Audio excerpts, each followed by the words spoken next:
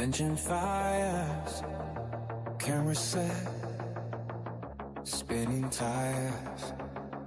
Where are we heading today?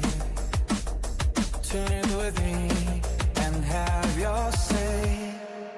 Driving life, I'm alive, heading through the countryside. Hang with me from mountain to sea. I'll show you where you'd rather be.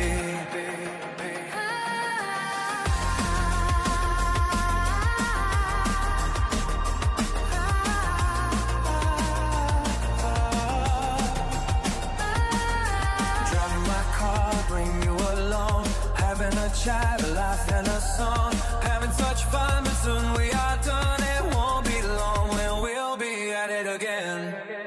Driving life, I'm alive, heading through the countryside.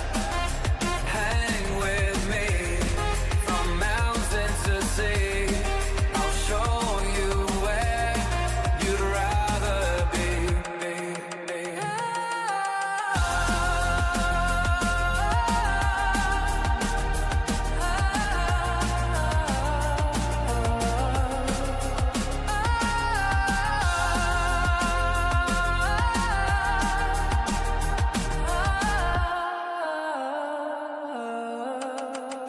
Driving life, I'm alive, heading through the countryside. Hang with me from mountain to sea. I'll show you where you'd rather be.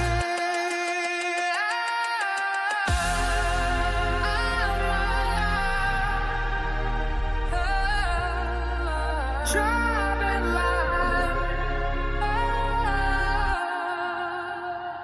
Hey, good afternoon. How are you guys? Let me just say Happy New Year, 2026.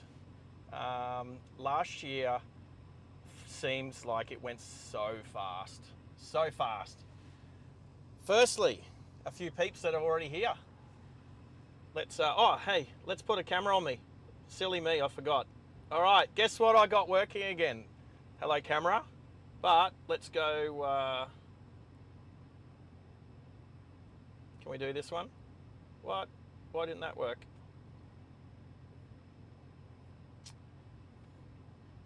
Let's have a quick little squiz. Let's go. Boom, boom. Hey, there we are. All right. Just it's turning things off and turning them back on again. Hey, firstly, John the Baptist Canada, how are you? Good to have you on board from across the other side of the world. Literally, it's like if you drill a hole through from Australia, you don't get to China. I swear you get to Canada instead. So Maxi, good on you, mate. Glad to have you here for our first stream this year. My phone's been a bit of a doofus head. You know what? It doesn't seem to work when it's charged in. Ginger Dip, how are you, mate? Good to have you here. Coops, always good to have you here, mate. I think it wasn't quite the last stream that we hung out. That was the Christmas stream. That was cool. So that was a really cool one. Alrighty. So I'm gonna. Today is a special anniversary. It's a sad thing, but it's also okay. It's because it's been 30 years. So 30 years to the day, I lost my absolutely stunning, beautiful fiance in a car accident, and Louise was incredibly beautiful and mature. I'm gonna bring up a photo of her because I do have one here. I just need to minimize that and that one too. So I think I'll have a look and see how I can do this. I think I might just chuck this in here. So add a window capture, I think. Let's have a look. Select which window. This one. All right. There we go, people. There's Louise. She was amazing, incredible, beautiful, and she died at 19. And this drive today, I'm going to do like a memorial drive for her, and I'm going to tell you some stuff about her. She was just an amazing human, and I was very lucky to know her, let alone actually go out with her. So I think that's up on the screen, yeah. Yeah, here we go. All right, so I'll probably bring her face up a couple of times just for when other people join the stream. But Louise, miss her like crazy. 30 years today, almost to the hour. And so I'll tell you what we're going to do. I will hit that. There we go. All right, so I'm currently, I don't have a map today. I'll explain why. I've just gotten a coffee. I will change to the front view. So if you look on the left there, you'll see Catch Coffee, Grab and Go Bites. That's my friend Connor and his amazing girlfriend's coffee shop. They are here in Launton on Todd's Road. I am drinking one of their coffees right now. So if I go quiet, it's because I'm sipping on a mocha. So can I do this one? Oh, look, there we go. There we go. I knew I had one of those settings. So Catch Coffee, just up here on Todd's Road in Launton. If you like Max or someone, Coops, you can come here. Coops, you should. Coops has probably been here. Coops, have you ever been here? Hey, I can see your. I haven't turned Gertrude on yet, so I might do that soon. It's not a day for feeling sorry for me, but thank you. This is a day to remember Louise, and I'll explain why. I'll explain like quickly right now. Before she passed away, we were having a conversation about that very thing. Literally, like maybe within weeks. And she asked me the question, if she died, what would I do? And I said I'd probably go Romeo and Juliet, which was, stupid thing, but when you're in young love, very Romeo and Juliet. And she said, don't be stupid. And she said, if I passed away, she would live on and keep the thought of me alive, keep the memories of me alive. And I've so mature for a 19-year-old. She was incredible. So anyway, this is what I'm doing. I'm keeping her memory alive. I've already, I've noticed her mother put a post up earlier, and I've liked, I hearted that one. So we're going to go for a drive.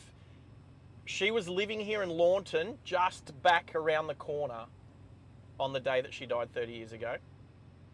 And so we're going to start here in Launton. It just so happened that my friends have a coffee shop here. So I thought that's a really nice way to start. We are going to drive to the accident site, and then I'm going to continue driving and do the drive that I did that night, that afternoon, that she passed away, just in memory. I'm going to drive to the house that was actually quite important at the time. I didn't realise how important it was. My mother lived on a street in Caboolture. We're going to go to that street, and I'll explain what happened when I was on my way there. It was kind of crazy, kind of coincidentally, uncoincidental, weird. Okay. Then I'm going to drive from Caboolture over to Bribie Island, because that's where Lou lived when I first met her. And not that her family doesn't live in that same house now anymore, but I'm just going to drive past the house just out of memory. Just go to Bribie, because that's like to the house that I met her, and I explain how I met her and everything. It's a pretty awesome story, to be honest. It's a Discordy thing. Oh, I should turn Discord too on, Max. I'll turn Discord on. I haven't done all that. I was trying to get this thing started on time, which I did. So we're gonna drive to basically Lakeside Golf Course / where Lakeside Raceway is, and from here, which isn't too far, and then continue on from there. Good coffee, good coffee. I could have been looking at the camera, hey? I forgot I was on. Anyway.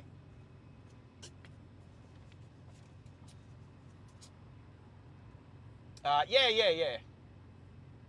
I had no doubt, Coops, that you'd been to Connor's cafe, because it's a bit of a car hangout sometimes too. All right, I'm going to put the lappy down over here. I'll keep me up. I'll do this. But it took a bit, but I got the Sony working again. So I'm not using the 360 with the big bubble view. I've got the Sony working again. It was one of those things. I don't know how it happened. I was mucking around trying to get it working, and I got it working. I don't know how. I pressed the button, I changed the setting, it didn't work, and then it did work, and then I checked it again, and it worked, and now it's working. And I think it's pretty full. The battery's pretty full as well, I think. Not that I could. The screen's not showing the battery, but if it goes flat, we have backups. All right. No rush today. No rush today. So Ginger Dip's saying that your dad did that for your mum. Yeah, it's all about 4 p.m. idiot challenge. Yeah, Coops. Soon. Got to get some signs made up. Got to make some signs up for that one. Yes, I'm going to turn Discord on. I'm going to do a couple of things before I leave. So let's let's get rid of things I don't need. So I don't think I need my Facebook page. Nope, I can get rid of that.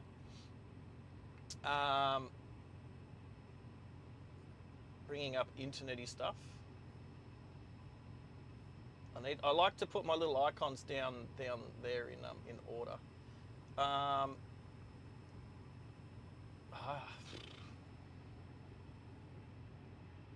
All right, so now I've got to open Discord. Where's that? I'm going to start Gertrude as well. Starting Gertrude. Have I told you guys I've been writing a song? I've written a couple of songs, obviously. Range of Danger is my favourite at the moment. Click to unmute. There's that. Starting Discord. I've got to click on that button.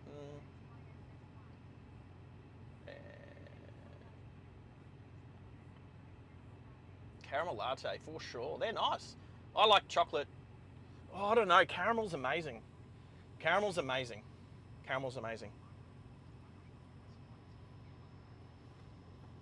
Maxie prefers caramel. Oh, how are you, Max? Can you hear me, Max? Oh, sweet. Yeah, beautiful.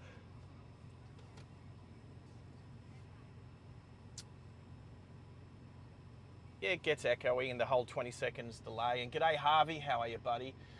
So, John the Baptist. All right. Oh, there's a train coming. Let's go. There's a train coming. There's a level crossing down here. Who likes trains? All right. Who likes trains? Who likes trains? Here we go.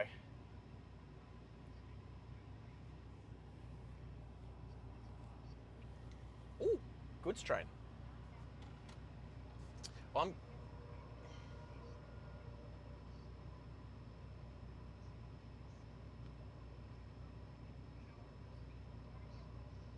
That sounds cool. So Maxie's just saying those people who know Cow bought Maxie a 737 800. I'm just going to guess 800. A Max 8. Is that the crash plane? The plane that we formerly known as the crash plane. I'm just going to try and turn Gertrude down. I actually don't know how to turn her down. Might be able to right click. Yeah, but if I turn her down, it might turn you down too.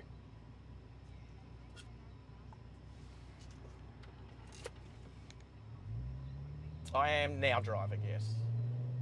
I was stuck at a red light. Oh, good on you, little Toyota Yaris. All right, changing lanes. So I'm retracing my steps from 30 years ago to the day. So turning left here. Ah, yes, that was a Pacific National. Oh, don't go yet. Excuse me. All right, so 30 years ago, it was raining. Give this guy in the Hilux some time and space. There we go. So we're almost exactly to the hour. So it was about 12:30. I was actually doing rehab, and no, not for drugs, not for alcohol. I had dislocated my knee playing basketball, and Henry's not in the chat yet, no. I dislocated my knee, and I'd had knee surgery, or about to have knee surgery. I was doing recovery, so rehab on my knee to get fit again. This was me being in the army. So I was actually away for the day. So you can imagine the 3rd of January, you know, injuries don't go on holidays. So I wasn't home, and Louise was with 2 other girls, Nicole, who I don't think I ever met Nicole. But she just recently moved into a house at Launton, which we've just left. And now I'm having a mind blank. And it was pretty funny when she moved into this, when she was going to check out this house. Now, this is back in the day. This was 1996, okay? So 30 years today. A couple of weeks prior, she was trying to move into a house. She was looking up the newspaper to look for. That's what we did before the internet. Was we were looking up the newspaper to look at rentals and stuff like that. And she found a house not far away from where she was staying at the time. Needed to move a bit closer to the city because of work, and yeah, saw this house and said, it was a Saturday morning. She's like, "Oh, let's go and visit this house. We'll go and see if it's appropriate." So we went, and we get there, and she's like, sees this girl coming from out of the front door, and she's like, "Oh my God, that's my friend from school." And then it turns out that yeah, and I'm literally just having a blank right now. It'll come to me. But this girl she used to go to school with, as soon as she got out of the car, as soon as they saw each other, it was like high school reunion. These 2 girls were like 2 19-year-old girls, just it's like they hadn't seen each other for I don't know, a while. Anyway, so they go off, and then I remember her partner's name, Steve. Steve was standing there, and him and I are looking at each other, and we're like, "G'day." He's like, "G'day." I'm like, "How you doing?" He's like, "Good." And it's like, I think they know each other, and he's like, "Yeah, it seems like it." And how are you, Snowman? Snowman Rick. Rick is in the house. Just telling a story about how just sort of what today means. Anyway, so Steve and I'm like, "Oh, what do you do, mate?" And he goes, "Oh, I'm a carpenter / builder." And I was like, "Oh yeah." And he goes, what do you do?" And I said, "I'm a plumber in the army." And then Steve goes, "You're a plumber in the army?" He goes, "My best mate's a plumber in the army." And I'm like, "Well, there's not a lot of us. Who is it?" And he said, "Oh, his name's Jason." And I'm like, "Yeah, I know Jason. Like, we're good mates." And he's like, Jason was 2 classes below me. I was the 46th class of Army apprentices, and he was 48th class. And so me and Steve are like, "Oh, no way. Like, what's the coincidence?" So we go around the corner and find the girls out the back, and we're like, "Hey, guess who we both know?" And they're like, "What?" And we're like, "Jason." And they're like, "No way. That's crazy." All right, backstory. 2 years prior, the day that Louise and I actually met was through her sister. I went and visited her sister who was in the army. Her name's Rose. I visited Rose, and Lou was there. That's how I met her. And then later that night, we decided we'd go to the movies. I had my open driver's license, but Rose was on her learners, and I said, well, I can be your learner driver dude. So she's like, yeah. So Rose jumped in the Mitsubishi Magna, and we drove to the movies. And this is kind of when I got to fall for Louise. Anyway, when we're lining up to get our movie tickets, Rosemary is like, oh, I just saw one of my friends from the army. His name's Jason. He's an army plumber as well. You should meet him. So I met Jason the night that I met Louise. So that was pretty cool. Not that I knew what would happen. I didn't realize that Jason and I would become really good friends and then actually be in the same unit together in the army. So yeah. So the coincidences and the small world thing has already started. And so yeah. So then Jason pops his head up again when I realised that he's one of Steve's good mates. So that's how all that started, and that was about 3 weeks before today's date. So that's how she got to move to Launton and live with Steve and I cannot remember her name. Allison. It was Allison, right? Anyway. So anyway, basically what happened is on the 3rd of January 1996, from what I picked up, the girls were going to meet another female friend of theirs up in Caboolture for lunch, and Ali was driving, Nikki was in the front and Lou was in the back, and it was raining. It was about 12 o'clock, 12:30, 12 to 12:30. So we're like almost, this is like exactly 30 years ago to the hour, to the minute. And Allison was coming this way and it was wet. It was a little Mazda 121. They're such small cars, the little Mazda 121, the little bubble car. And I don't know how, I don't know exactly what the circumstances were, but just around the corner here, Allison's lost control and the girls, yeah, they got hit. Basically, the car ended up oversteering around this corner, just here. And just here, they were on the wrong side of the road and a Hilux hit them. And so just here, and there used to be crosses up just here. And those crosses aren't there anymore. I've actually got them at home because they were knocked down. I've come through here for 29 years. I would drive through past here and pay my respects and always just remember her and the three girls. Like I said, I'd never met Nikki, but and yeah, the crosses, I've come here about 12 months ago. I remember I was driving the XD. I was going to Lakeside Raceway in the XD Falcon, which I still yet to finish fixing. And they'd been knocked down.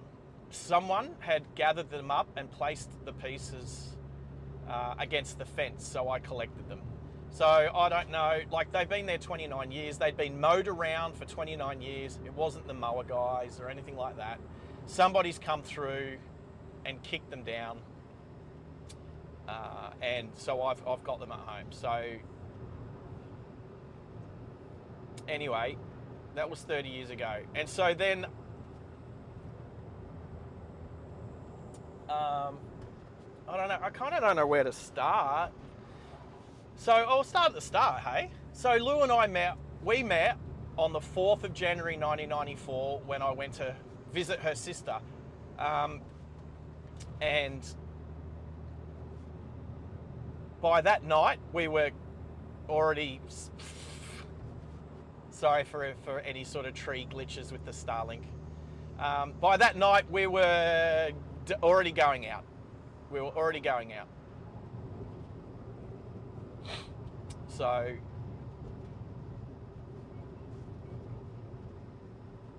Anyway, I was living in Sydney. And so we long distance relationship for over a year, but she was in grade 12 and I was, my fourth year in the army, I think. Anyway, then I get posted up here in May of 1995. So I move up. We're now, and then I'm here for like a month or two, and then the first thing is I've got an exercise. I had to go up to the Northern Territory on exercise for a month. These people will get out of here past Narangba train station. Should get a bit better after this little bit here.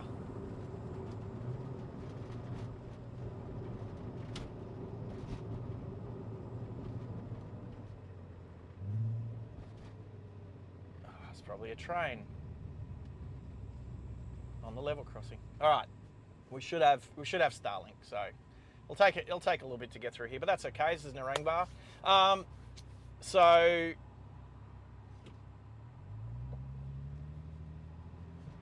then I remember Lou's sister Rose got married. I was the MC. Lou was a matron of honour. That was a pretty awesome day. That was only about 2 weeks. It was just before Christmas, just a couple of weeks before the accident.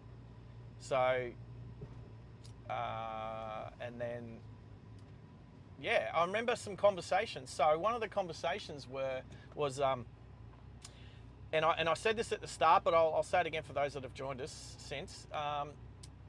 So we were just chatting one night, just hanging out, chatting, and she says to me, "What would I do if she passed away?"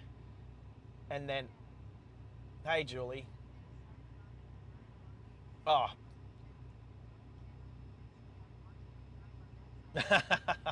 Yeah, it is a bit different driving on the correct side of the road. That's my joke. Americans drive on the right side, we drive on the correct side. But good to have you here, Julie. I've seen you on Bobby's channel.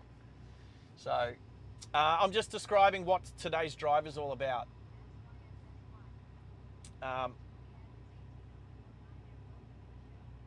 It's a commemorative drive. 30 years ago today, my fiance passed away in a car accident. Just back a little bit on the road. So yeah, we're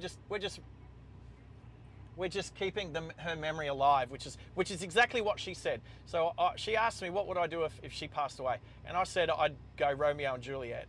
She said that'd be silly. She said if I'd have passed away, she would live her life and keep my memory alive. And I was like, so mature for a 19-year-old. She was incredible.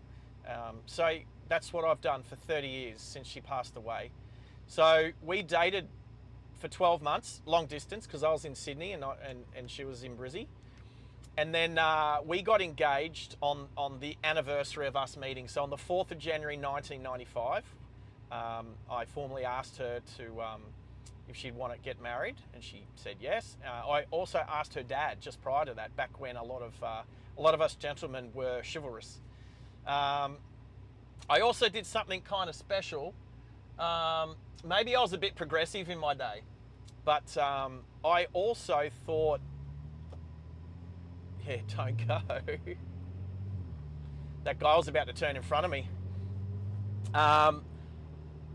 Maybe I was a bit progressive. I also asked her father. So the deal is, her sister was getting married. Her father, her brother's got Down syndrome. He's a legend, dude. I haven't seen him for so long. I really do need to catch up with him. And so therefore, the daughters get married. No one's to pass on their surname. So I actually said, "Do you mind if I take your surname?" I was going to change my surname to their surname. And this was 1995. Oh, yeah, of course. So, and I made her dad cry when I asked him if I could, not only could I marry his daughter, but can I take their surname? It was pretty cool. I mean, it was pretty cool. I made him cry on the day that I asked if I could marry his daughter. That was pretty cool. Anyway, unfortunately, and we were going to have a long engagement. I didn't set any dates. We didn't set any dates to start with. I told him, we'll have a long engagement. Your other daughter, is getting married. You know, I don't want you to have to pay for 2 weddings in a short amount of time. So we didn't even have a date set. Yeah, Bobby deserves his break though. Bobby deserves to have a break at home for the news. He was away for Christmas. He did do like a day for Thanksgiving. Bobby's a legend. He drives so far. Anyway.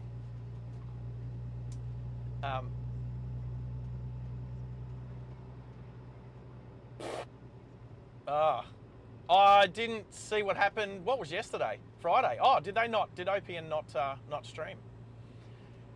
Oh, crazy.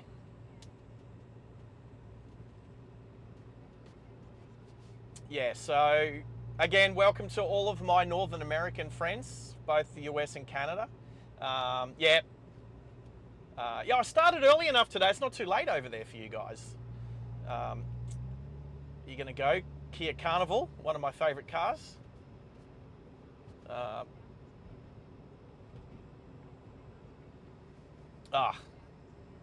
good's Australia? Anyway, so what happened was we meet on the 4th of January 1994. We got engaged on the 4th of January 1995, and then she dies on the 3rd of January 1996. So we were together for 1 year and 364 days. So yeah, go little Hyundai. So yeah, it was freaking terrible at the time. Trust me, it was gut-wrenching. It was heartbreaking. 30 years on, I understand it's a part of life, and I keep her memory alive. I'm still in contact with her mother. I've not spoken to her sister for a while, but I've tried to message her here and there, but Anyway, we're on our way to Caboolture. So I'll say this. I'll set this one up because there might be a few more people join us in the next 20 minutes. This is where the girls were supposed to go on that fateful day, and I went this way. So my mum at the time lived on a street in Caboolture, and I'll tell you the day, right? So I get home. Let's stop here. So I get home at about 4 o'clock in the afternoon from doing exercise rehab for my busted knee, and I walk upstairs and Steve's bawling his eyes out, and he just looks at me and he says, "They're gone, man." And I'm like, "What?" Now Lou's car was in the front yard, so I didn't think he meant Lou. I thought he meant Alison. I didn't exactly know what he meant. And he just said, "I'm sorry, man. They're gone. They're dead." And I was in disbelief. So I called Lou's parents on Bribey Island, and Lou's parents, they didn't answer the phone. A police officer answered the phone. So you could imagine my thought process at the time. I was in disbelief, but when a police officer answers the phone at your future in-laws place, something's wrong. Anyway, they said that they were going to go and identify a body, and I was like, yep. Steve went to go and identify Alison's body. So I was left at home alone, at her home, because I was staying with her. I officially lived at Enoggera Army Barracks, but I'd go crash with her every kind of second or third night or something like that. So anyway, so I'm at home. I'm at her place. I called my mum, and I was obviously pretty upset. So I said, "Look, can I come and see you and spend time?" And she was like, "Of course." So I'm driving to Caboolture. I drive past the accident site, like we just did 10 minutes ago. and then kept driving this way. But before I left, the phone rings, and there's a girl. I'm like, hi, and she said, oh, hi, is Steve there? And I'm like, no, he's not here. And she goes, is this Lou's partner, boyfriend? And I was like, yeah. And she's like, I'm so sorry, I just saw on the news what happened. She said, I can't remember this girl's name 30 years on. She said they were supposed to come and have lunch with her that day, but they never made it. She never saw them. She didn't know what was going on. We didn't have mobile phones back then. Just barely, not.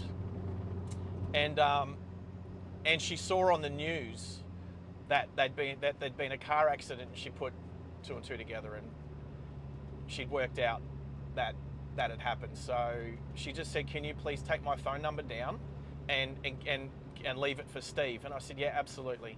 Anyway, I write her phone number down, and this is 10-digit landline numbers. And this is back when we used to remember everyone's phone numbers because we didn't have mobile phones, right? She tells me her phone number, and as I'm writing it down, it's 1 digit different to my mum's phone number.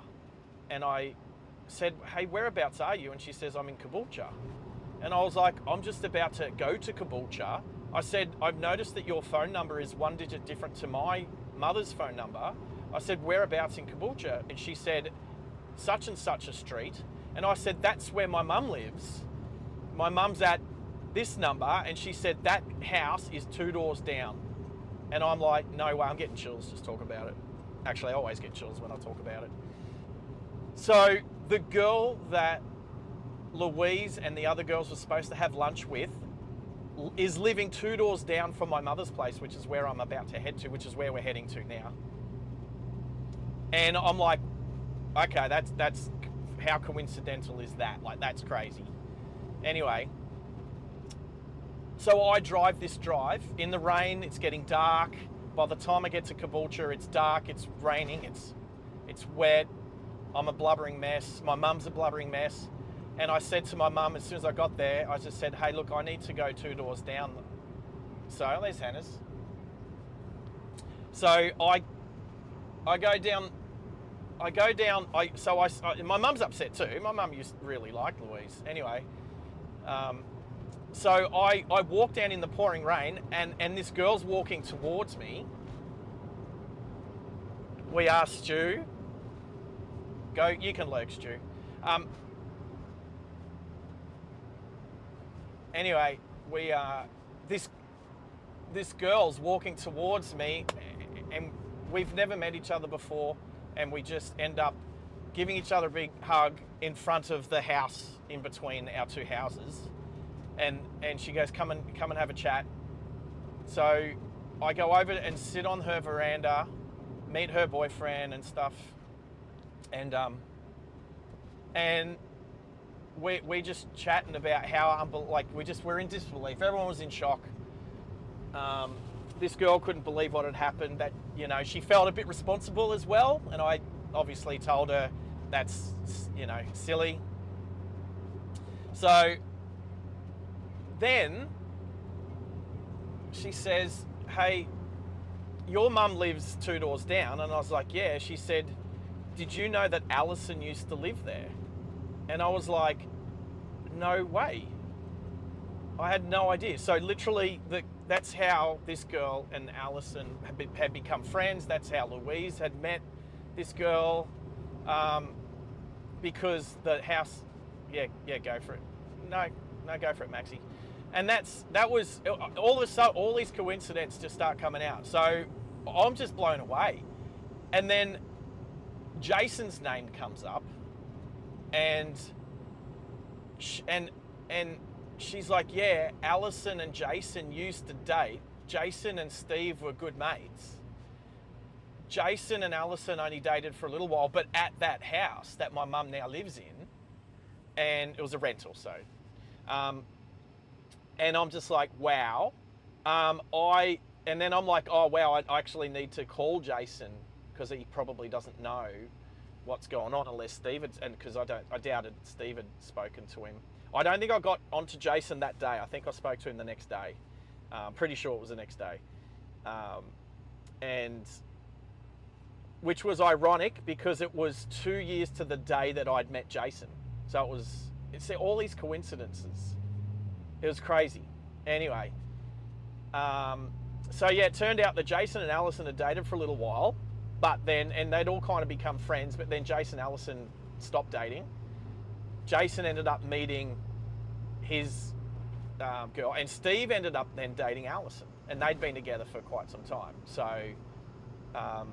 So again, so many coincidences. So anyway, I think I spent about an hour with this girl at her place 2 doors down, and I was like, all right, it was amazing to meet you, but under crappy circumstances, let's stay in touch. And then I went back to my mum's place, and that was that night. That was a terrible day, but so many coincidences. It was crazy. So yeah, had a crappy night. Next day, I didn't have to go to work/rehab for my knee. There was an amazing warrant officer that we used to carpool together and stuff like that.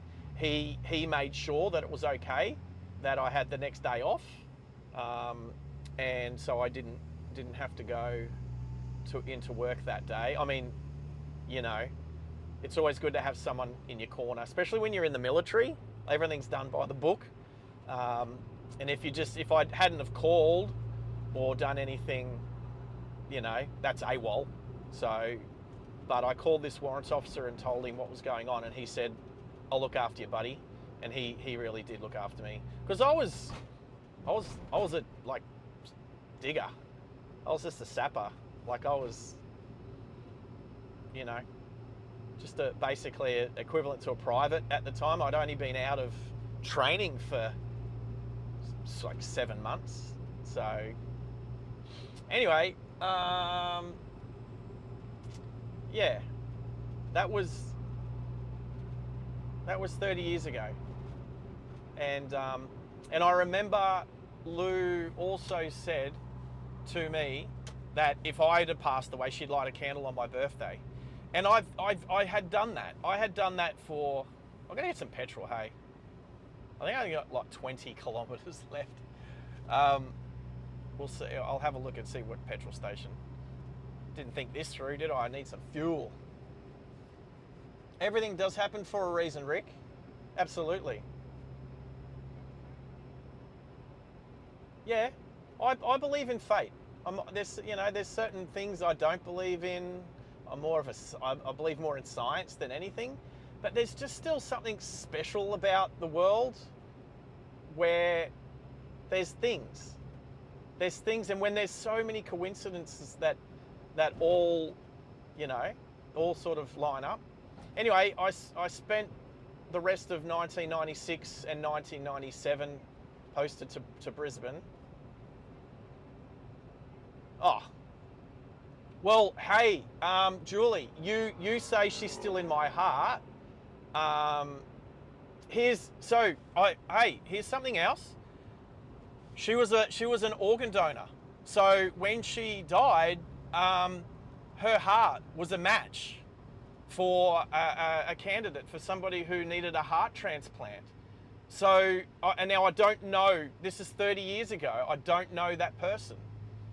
But her heart lived on in somebody else for I don't know how long. Could still be today. Could still be alive today. Oh, really? Ugh. Stupid front camera. Sorry. I'm going to quickly turn down this side street then. It could be an overheating thing. Is it warm? Yeah, it's a bit warm. I am trying to redirect the air up to this camera. It's definitely not battery because it's full. All right, give me a sec, people. I need to go to OBS. I need to hit Sony Cam. All right, there we go. I'm trying to redirect the air. Might turn it up a little bit. Yep, trying to redirect that air. All right, I'll go around the block here. I'll do a U-turn down the street here. Thank you, Hannah's. Hey, Pickle. How are you? Is this a cul-de-sac? That's all the French I'm going to speak today.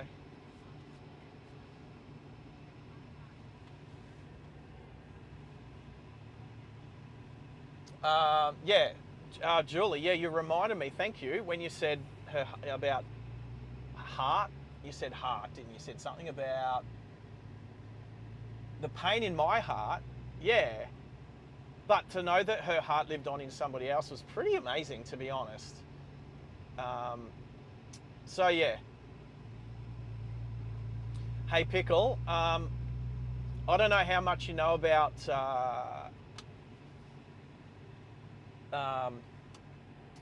Louise, but talk to your mum.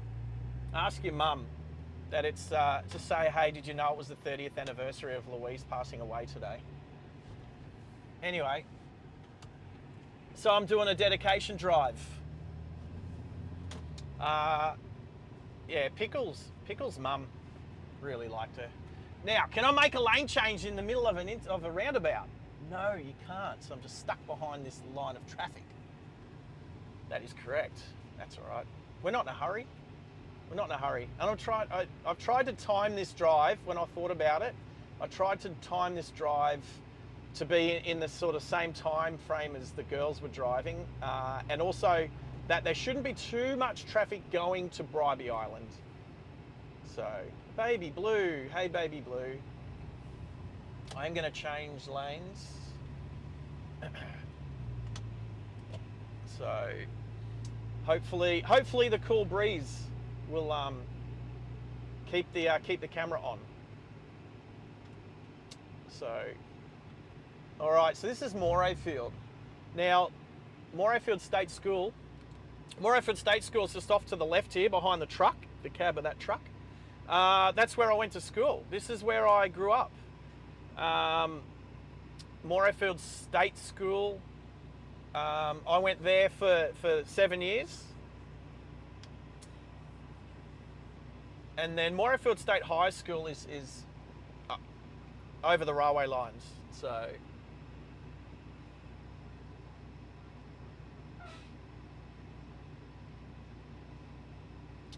yeah.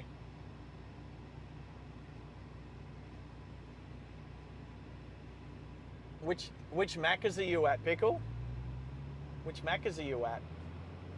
You can't say that Maccas. There's a couple of Maccas around here.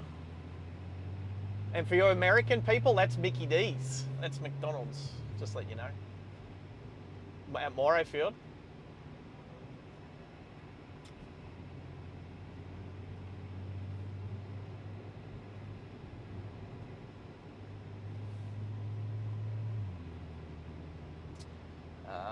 Yeah. So Dill Pickle's saying he's at the Macca's about a kilometre ahead. So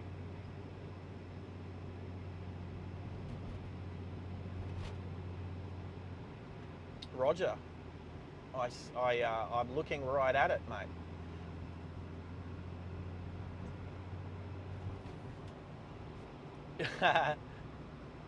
Yeah, we're not too far from Sydney, only a whole... Max, how far from Sydney are you?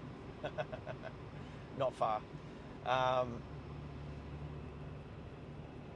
Right, so apparently Pickle is just in Macca's there. There you go. Macca's. Couldn't think of anything worse to eat. Blech. It's disgusting. Disgusting. GYG, see, Hannah's is saying GYG is better. I would say it's better, but it's like the better of the worst. So give me sushi. Give me sushi any day.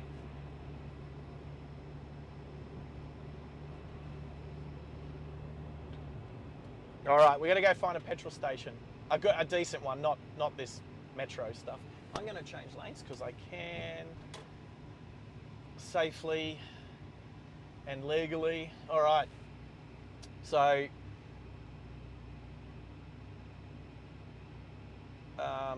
where was I?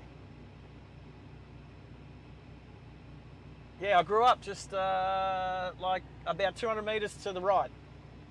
No, not in the Lexus, Pickle. The Lexus doesn't have any working air conditioning, and it's a warm day.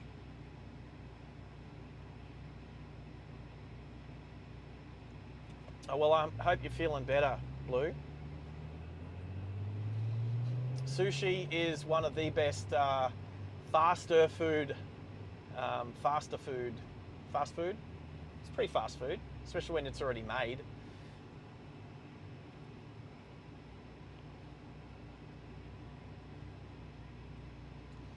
Is there sushi at 7-Eleven at Belmere? Hey, there's 7-Elevens in America and Canada. Yeah, grilled's all right too. I mean, that's now we're talking burgers. I mean, obviously that's what McDonald's is known for. Julie.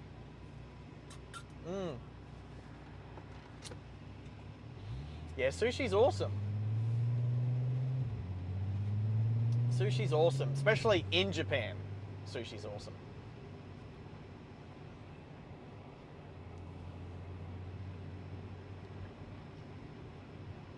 There you go. Maxi's saying he's already had sushi. Well, does that class as last year? That's so last year. Monday or Tuesday. I haven't had sushi this year either. So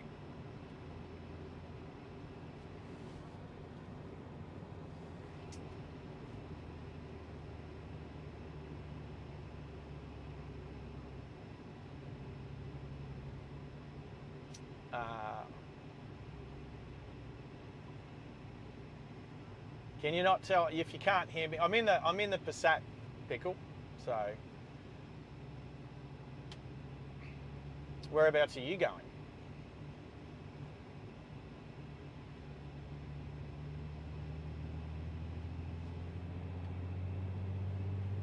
7-Eleven in America, 7-Eleven in Canada. It's definitely 7-Elevens in Japan. We've definitely got 7-Elevens. They're everywhere. Tell me they're not everywhere. All right, so we've just come off Morayfield Road, now onto Beerburrum Road.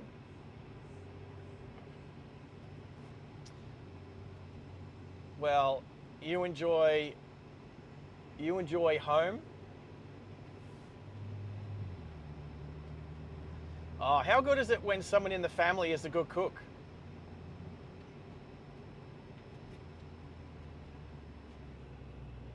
I'm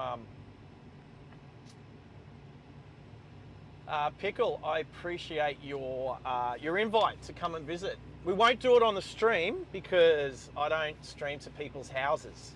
You can understand why. People don't need to know. Well, at least people that I know that live in those houses. We're about to go find another house this afternoon, but we don't know who lives there anymore.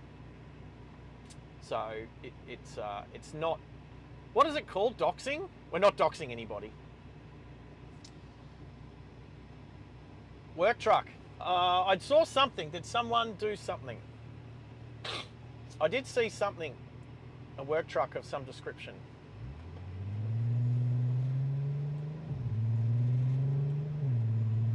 Yeah, well, there's Caboolture train station off to the right there. And the Scout Hall used to be just over the back there. Yeah, it's a stabling yards here for the end of the line. So Caboolture train station is the end of the suburban rail network. Maxie's in my ear just asking because, you know, plane spotter, train spotter, storm chaser. So yeah, it's yeah, they've got a bit of a, what do I call it? Like a holding yard there for the trains. Hey, Sardi. How are you, Sardi? Good to have you on board, mate. When did I see you? Yesterday. I saw, was that yesterday you were with Mitch? Well, streaming with Mitch. Streaming with Mitch. So we're going to turn right up here soon, so. Shot the gap, yes, I do. It was in my peripheral, like I wasn't focused. I wasn't focused on the work truck, but yes, I did see it, Julie. Like peripheral, Yes, I did. I do remember. Oh, didn't he? He went around another car to make the light. I'll look at it in the replay, or maybe I'll make a short out of it. I might make a short out of it. Honda. Oh, there's a 7-Eleven on the just there. There we go. Let's just say there's a lot of Caboolture. Like, I grew up here, so I know what it's like. It's not gotten better. There's a lot of moronic driving happens around Caboolture. I'm not here to slag Caboolture off today. That's not what I'm here for. But there's a lot of crappy drivers in Caboolture. A lot of motoring morons.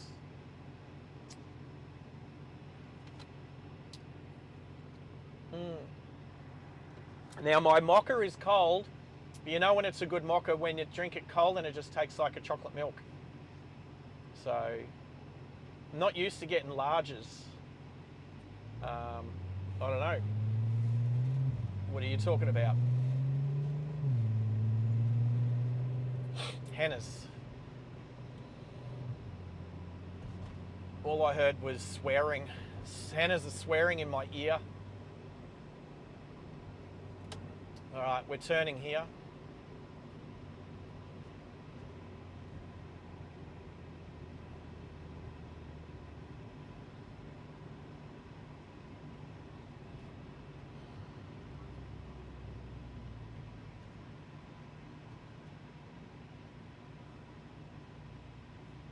All right, so we're turning onto Pumerstone Road.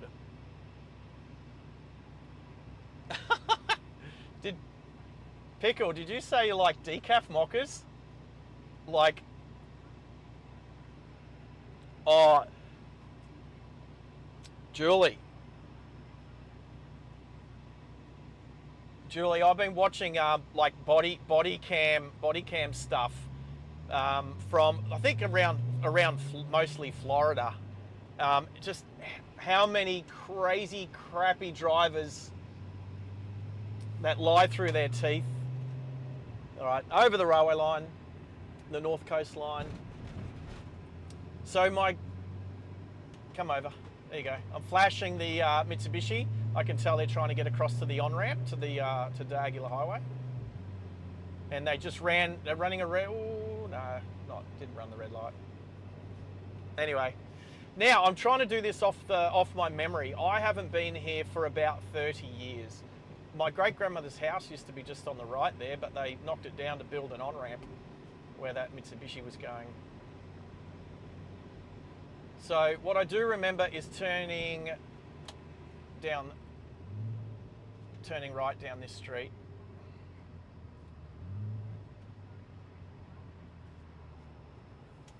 Not too many caps. Who wrote too many caps? Now, I remember Ruby Street, this one. I actually couldn't remember the name of it. Like I said, it's been 30 years since I've been down here, ish. And so yeah, so for those that have just joined us, this was where my mum, so here's the house on the left where the girl lived. I'll do a U-turn. And then two houses is the two-story house. So this two-story house just to the left. But I'll do a U-turn. So yeah, I'll spend a few nights in that house. But I'll do a U-turn. I'll do a 3-point turn. Oh, I can probably do a U. So I was at 67, so there you go. So this is the house that my mum lived in 30 years ago today. And two houses down where the red car is, where the Ford Focus is where the girl who was supposed to have lunch with the girls, with Lou and Alison and Nicole. I'm doubting any of those people still live here, but the house looks a little bit, you know, when you've got an Astra sitting out, was that a Vectra? Astra sitting out the front that's been mowed around. Yeah, and that's the veranda that I spent an hour chatting to the girl 30 years ago. Anyway, from here, we're going to go to Bribey Island. I do need petrol. I do need to go and get some fuel. I know of a couple of petrol stations on King Street on the way to Bribey, so I'm going to go stop there. Even though it says 0 range in the fuel tank. Why do I do this to myself? Actually, the dashboard in this car is playing up a little bit. It's I don't know, can I show? Oh no, I don't know if I can show you. Oh, hey, my American and Canadian friends, there goes a U-Haul Australia. U-Haul. It's very American.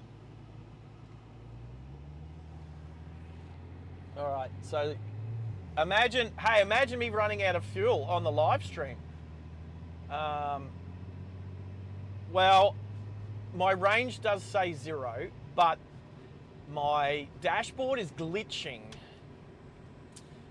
So it's kind of glitching. I know it's pretty accurate though, but it's when I say glitching, it's disgustingly crazy. Max is asking me a question. I don't know that the fuel light comes onto the dashboard because in the center screen of this 2006 Volkswagen Passat, it's got the fuel light at the top, so it comes up as a display, not as a red light on the dashboard. Plus, I got I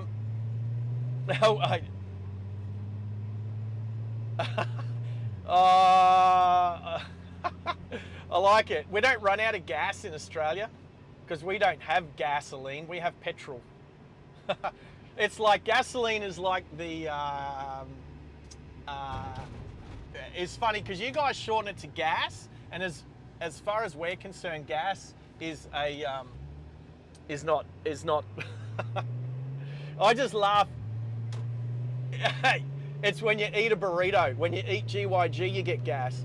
No, we do have LPG powered cars in Australia. We've got some cars are powered. Back in the 90s, it was big to run your cars on actual gas. You used to be able to go to it, and I don't know that you can do it too much today.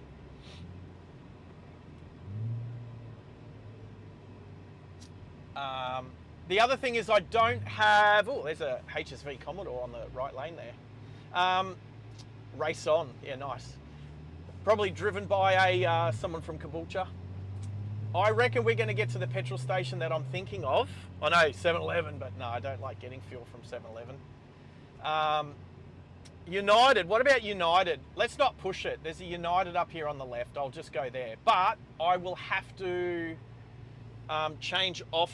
I'm going to have to. Oh, I don't know if I can do it.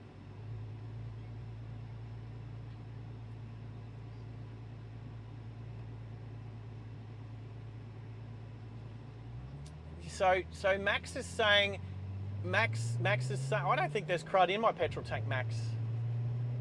It's when people say that, it's almost like everyone's got crud in their petrol tank, but I like to keep my petrol tanks nice and clean. All right. I'm going to stop here quickly. BP is better, but I'm not going to make it to a BP plus. It's okay. It's okay. I'm not going to put too much in, just enough to get me through the stream and then home. All right. Can I, is that hotspot? Can I turn my hotspot? I'm trying a hotspot because I'm trying hotspots on my phone.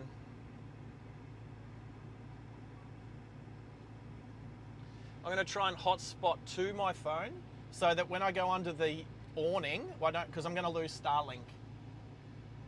Oh, crap. Whoops. So I'm going to lose Starlink when I go under the awning, so I'm just trying to hotspot my phone. So I'm looking for Sarge's walkie-talkie. Come on. Whoops. We're gonna, well, whoop-de-doo. I turned my Wi-Fi off for a sec. There we go. Ooh.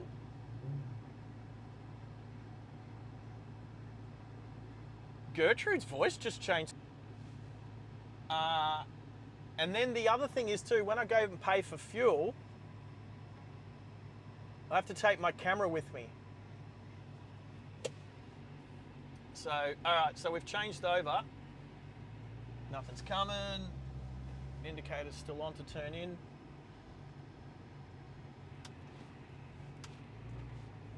All right, I can still put premium in.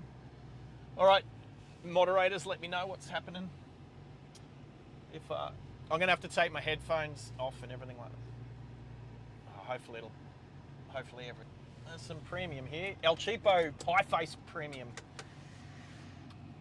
I should have thought about this before I started the stream. I'm gonna put my microphone on my shirt, so I'm getting used to still being able to talk to you guys. I won't be able to hear the Discord, or how's the stream? Oh yeah, are we in? I'm looking. Yeah, okay, we're on. All right, headphones off, petrol going in. See you guys soon. I say see you guys soon, but I'm still talking. All right. Things might go a bit crap when I take my phone inside. All right. Oh, Starlink dish is still up there. All right. Fuel. What I was going to say inside, I can't hear what's happening.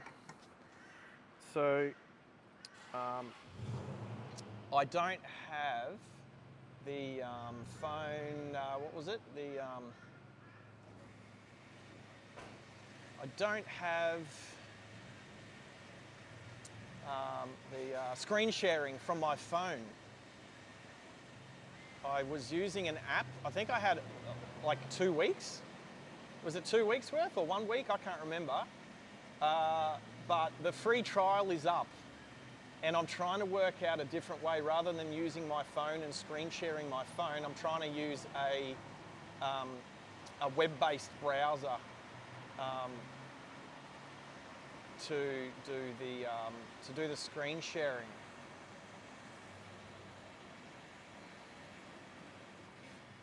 All right, I'm going inside to pay for this fuel. I'm on 49.99. Can I get it to 50? 50.01. All right, so it says OBS is reconnected. Oh, that's back on start. It's finding itself.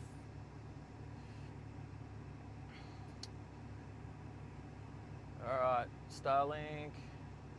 I think that's it. I think we're good. All right, so we didn't drop. Hey Pickle, this is when. How many times have refueled a car? How many times have you been asked to get out and pump petrol? Actually, probably never, because there's an age limit on it. I'll get my headphones. Yep. So we're back.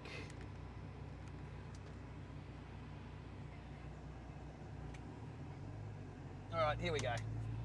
We're good. We're back. We're back on Discord. We're back on Starlink.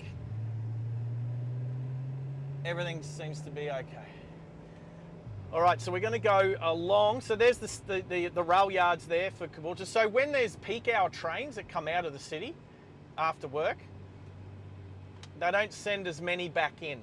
So actually, you know what? We'll go up here and turn left. We'll go through the main street of Caboolture. Just where I grew up.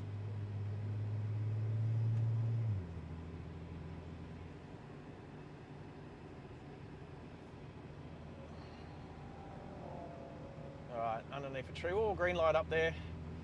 So there used to be, I just remember all the shops. Like, this place has changed a fair bit. The pub that used to be on the right.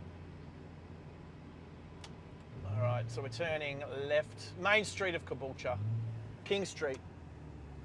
There's the big 2500 Chevy Silverado. I'll go on the right lane to try and stay away from the trees. We've got the courthouse and the police station.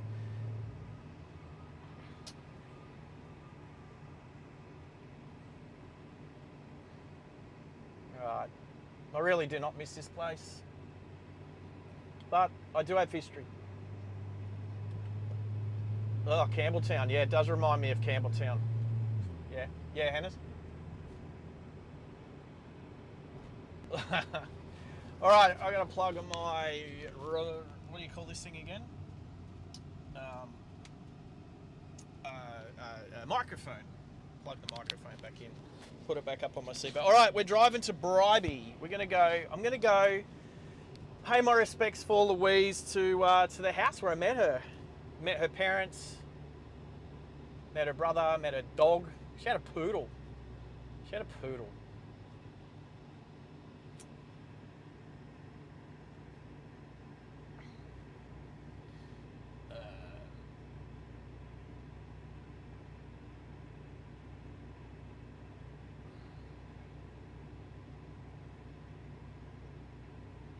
Oh, Sardi, how well do you know Caboolture, Sardi? No, it's not a place to miss.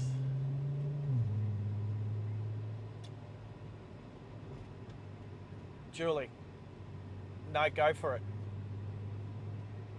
You take care, Julie. Great to have you on board. I'll probably catch you on a Bobby stream soon, so he'll be back soon. So take care, Julie. We'll catch you there. Thank you. I appreciate you being here. All right, so this is Lower King Street because it's like at the, I don't know, lower end. Well, it's downstream. So the Caboolture, well,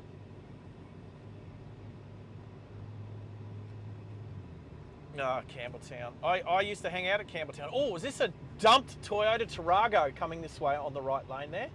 That is dumped. It's got fatty fat wheels. That's like the coolest Tarago I've ever seen. 7-Eleven. Geez, their fuel's up there. I just paid way less for that. Yeah. Yes, I grew up in the Housing Commission at Caboolture. So obviously not my choice. Not my choice. The choice of a single mother who lived off the government. So, I like driving past Caboolture if I know I don't have to stop. Yeah, for sure. It means I'm either on my way to Brisbane or on my way up the coast. So, but anyway, let's get out of Caboolture. Let's go to Bribey.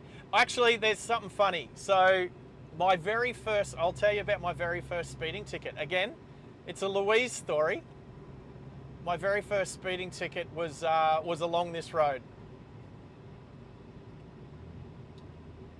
I'll talk about it when we get close.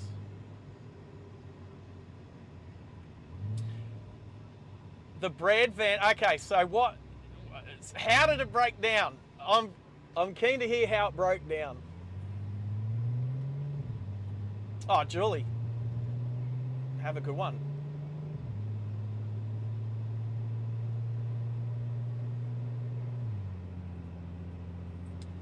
I don't know why his car's up my bum.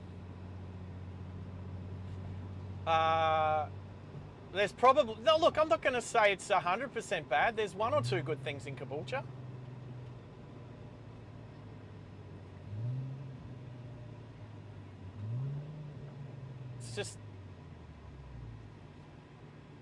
It's just, yeah, the road, hey, pickle, that's actually, from someone who knows Caboolture, and at your mature age, you're very correct. You're very correct. Yep, there's a couple of good things about Caboolture, but the road out is definitely one of them. Pickle, well done.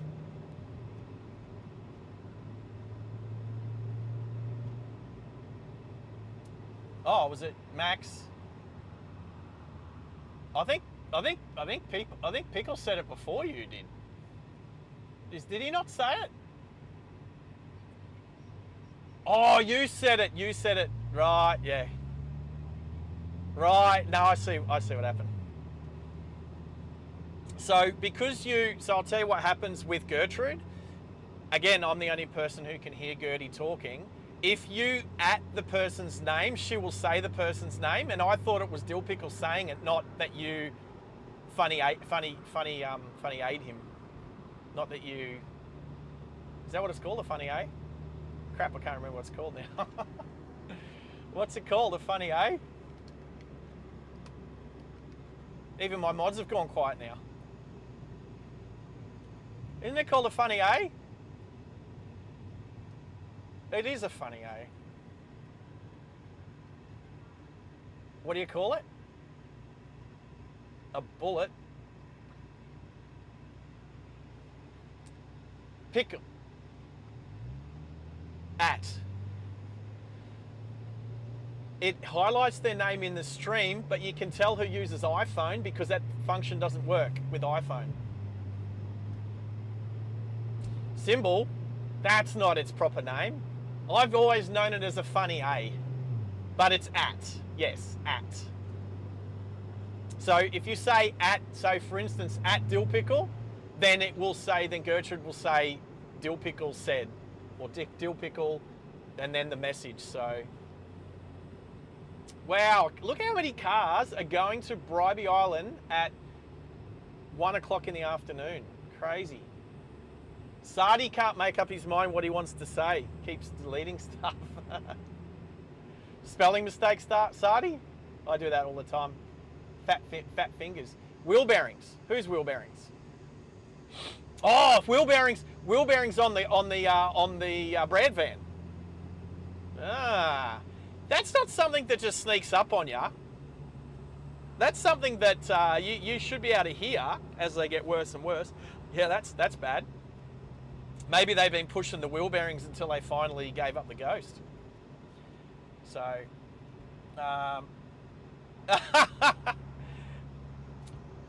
my mods can show that comment from Sardi. That's funny.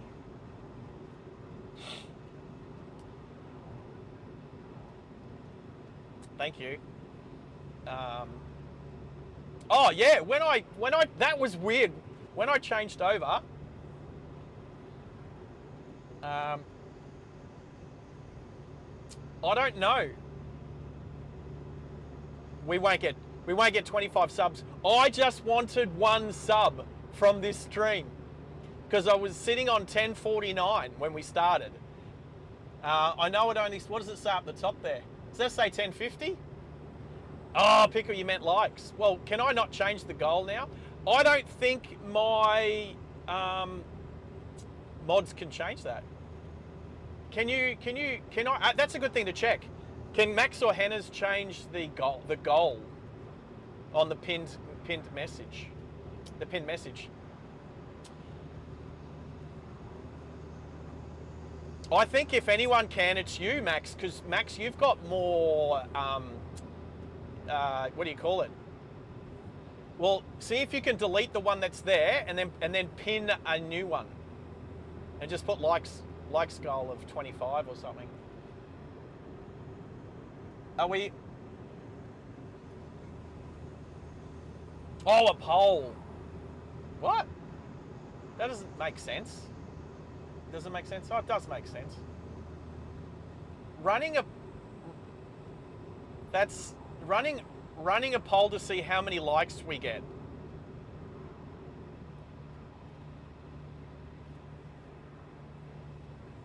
That's only 6 likes away. That's only 6 likes away. We should definitely do 30. 35.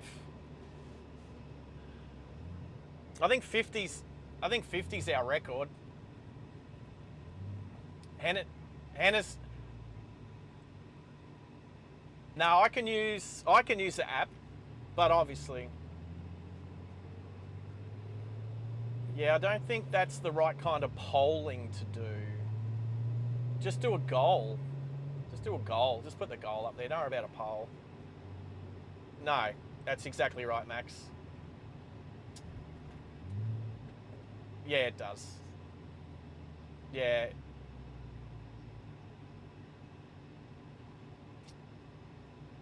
Yeah, just set a goal for 35 likes.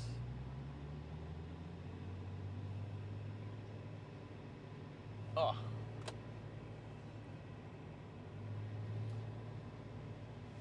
I'm going to give a nice wave to the Mazda 2 behind us for letting us in.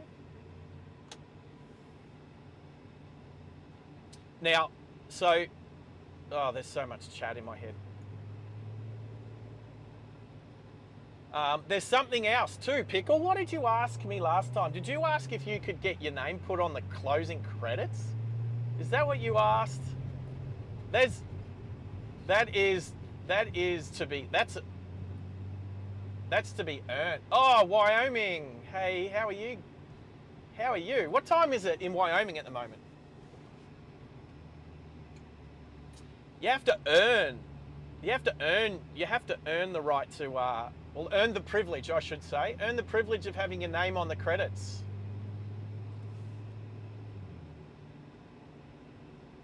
Yep. Yeah, Max has more privileges than Hannah's. Not because I don't like you, Hannah's. Don't take it personally.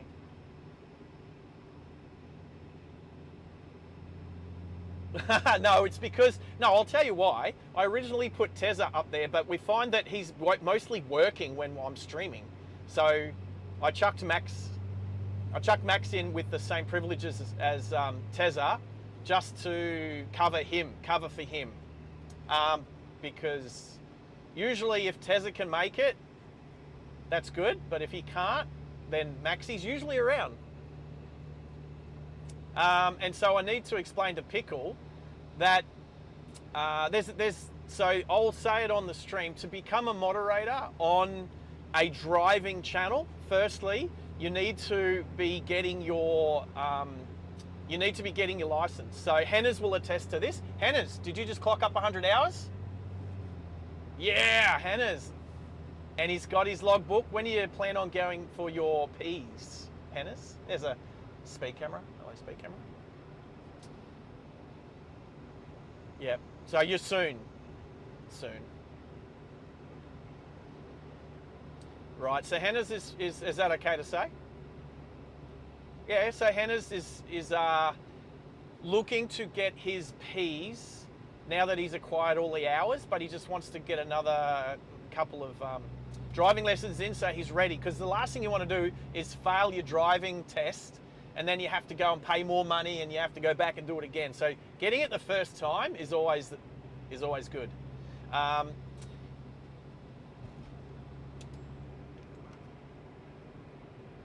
So, and the reason, I'll get back to what I was trying to say, I'm actually it's an 80 zone, so we're allowed to use the right lane because it's only an 80 zone. It's keep left unless overtaking is 90 or over, unless otherwise signposted. So I just wanted to stay clear of the trees while I was able to do so legally. Max is asking me a question, everyone. I've seen some posts, but I've not spoken to Tezza face to face. Oh yeah, I knew that. Yep, know all that. Did Tezza cut his hair like me? Everyone thinks I'm copying off Bobby from Ride Along Gang, but nah.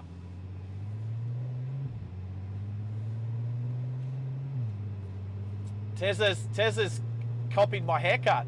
Good on him.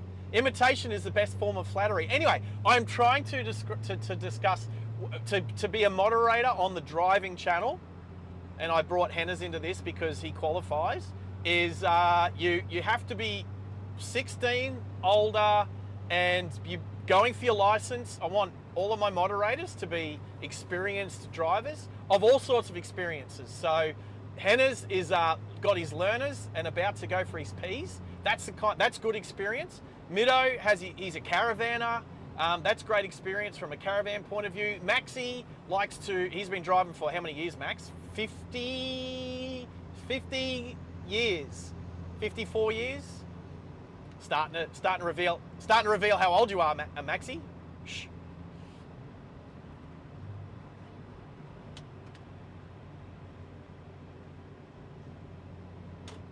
Roger, let's not say that.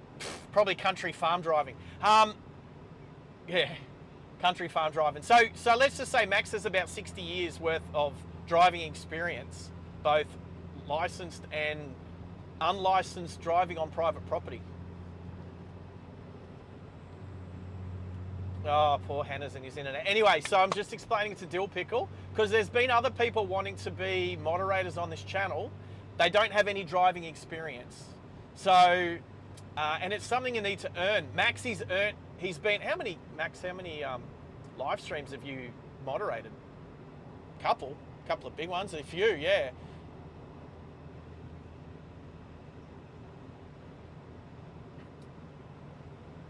Right, so the other thing is too, I put it to my current moderators. I always ask them, do you want to have this person? Hey, Bobby's on the channel. G'day, Bobby. How are you, mate?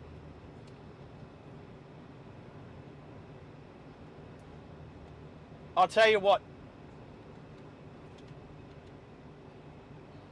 I just want to see if the moderators can delete the one that's up there. Bobby, good to have you on, man.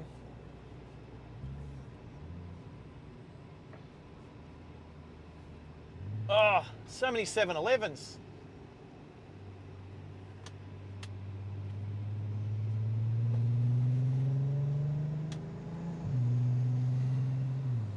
Form one lane.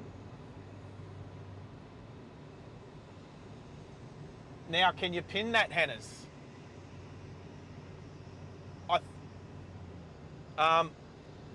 Max, I don't think Max can pin somebody else's comment. Can you pin somebody? Can I pin? I'm going to see if I can pin. No, I can't. No, I can't pin somebody else's comment. I cannot. Nope. Oh, hang on. I'm on the wrong. Wait. I'm on the wrong account. Now, quickly. Oh, Kookaburra nearly hit me. A Kookaburra nearly flew into my windscreen. I don't even think that will be on the camera. Can you check in about 10 seconds? Now, I want to say right here is where I got my first speeding fine. Right here. Because I was a bad boy, but it was with Louise. I was in my 351 XD Falcon. Similar to my blue one, but a lot newer. Nah, it's all right. And Kookaburra nearly played chicken on my windscreen. So I got pulled up on the left just here at this bus stop. The police pulled both of us cars up. Now, I didn't know the other car, but we were sort of speeding. So we were doing 120 odd Ks an hour in a 100 zone, 122. I got done for doing 122, but we didn't back off when we got to the speed sign. So the cop actually got us for doing 62 Ks over. He got us. That was my first speeding ticket. I remember it was $244. And I think it was 2 points back in the day. So, yes, my first ticket was with Lou in a 351 XD Falcon. So lots of memories there. So anyway, not on the anniversary. It wasn't on this day. Not on this day 30 years ago. It was probably a week later. It was probably about a week later. Anyway, yeah, don't get done doing 62 Ks an hour over these days, because you will get your car confiscated. You'll get your car impounded. Oh, Mitch is in the house too. Mitch is in the house. All right, so actually I'm not on the right account. I'm going to change account and see if I can do it from...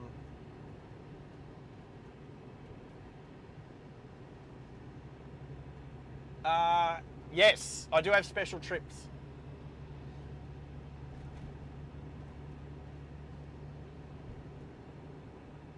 I'm going to see.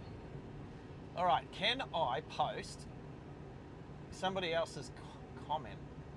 Let's have a look. Oh, hello.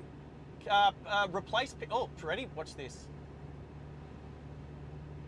All right, there we go. There we go.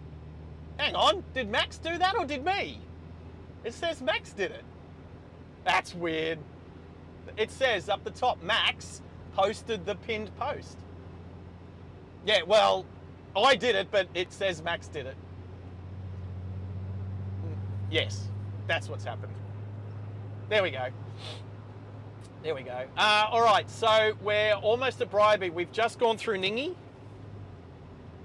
Oh, thanks, John. On the right, we'll discuss it later, Pickle.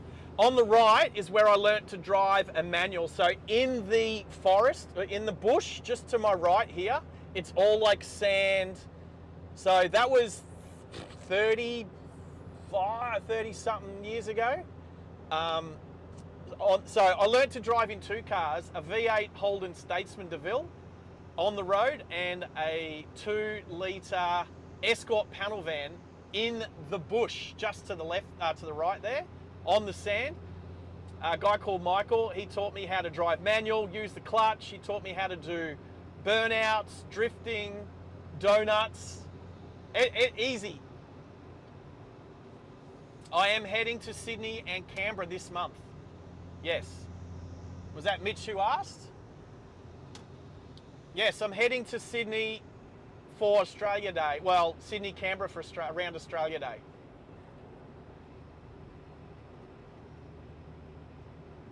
Okay. I do know that Mitch is getting around and about to do some streaming at airports around the east side of Australia. So, Bobby's...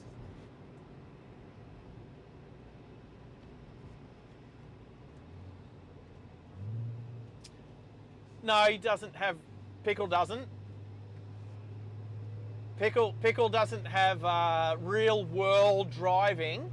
I tell you what, I plan on catching up with Pickle. For those who don't know, Dill Pickle's my nephew. So I plan on catching up and taking him, if I'm allowed to, taking him to a go-kart track. Or I say a go-kart track. I doubt I'll be in Sydney then. I'll be working. So there's the HSV. Rack up. What are you racking up? Points, mate. Rack one up. How about rack up 12? Rack up 12 points. Anyway, I doubt I'll be working. I won't be in Sydney that early. But if it happens, I'll let you know.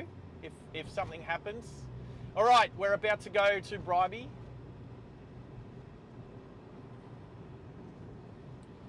All right, this is the bridge over the Pumice-Stone Passage to Bribie Island. This bridge is so old, I remember it as a child. The Sydney Drive is, no, go-kart track. I'm not taking you to Sydney, that's for sure. That's too far to go. Oh, there's an EOS convertible, woohoo. No, because I don't know my accommodation in Sydney or anything yet. But I'll be going to the Canberra Festival of Speed. So the drive to Sydney will be a fuel challenge in the Lexus. I know that much.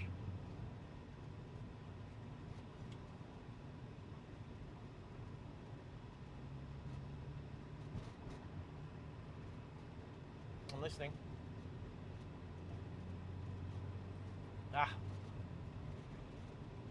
You, hang on. Whoa. It's right, so just too much talking. No, that's cool, Mitch. No, so if you saw, it's not an M4, it is is it a 330? A 330. I know the car. I've been in the car. I know the car very well. So it was black, wasn't it? All right, so we're going around the roundabout. Black with black rims.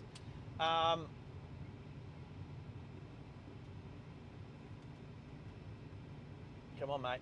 Come on. And we need to change lanes because we're about to turn left before we go back over the bridge. Hey, we're on an island, connected to an island. So we're on Bribie Island. Yes, Hannah's?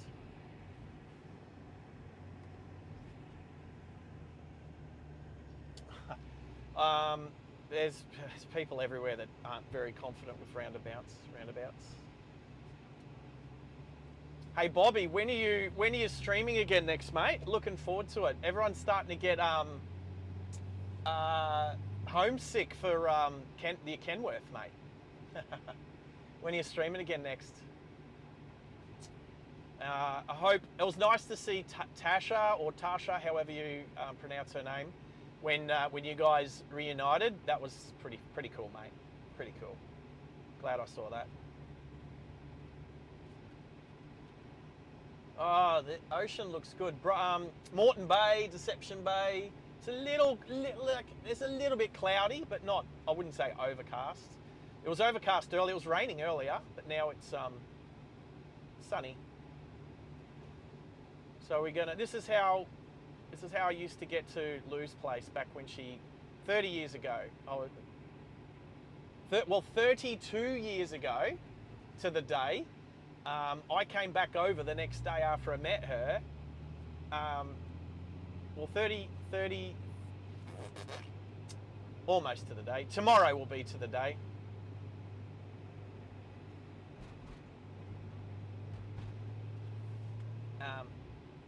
Heaps of people out enjoying the day. So, two things. Mitch is just saying, when I come to Perth, so I'll have my gear. So the plan is in March is to do a live stream from Sydney to Perth in 40 hours. 40 hours, because that's how long it says for Google. Google says it's a 40-hour drive, 4,000 kilometers. So we'll hire a car and drive across from Sydney to Perth, and then when I'm over there, we'll have the gear and the hire car. Mitch can come and do a, so that's Mitch from YPP, we'll see. But hopefully a couple of, we're glitching a little bit because of the trees. Yeah, there's a little bit more through Bongaree here. Gary. Gary has a bong. There's probably a few over here. Oh. Is that Max's mum's place? Did I get that right? Oh, the old HJ, HX, Kingswood coming. There it is. What is it? That's a HJ. HJ. It could be HX. HJ, HX, HX. Not a HQ, not a HZ. Yeah, it's, is it called Savage? Savage Seafood. I don't like seafood, so I don't go there. I remember Max's mum. I'm just gonna wink once so people might understand.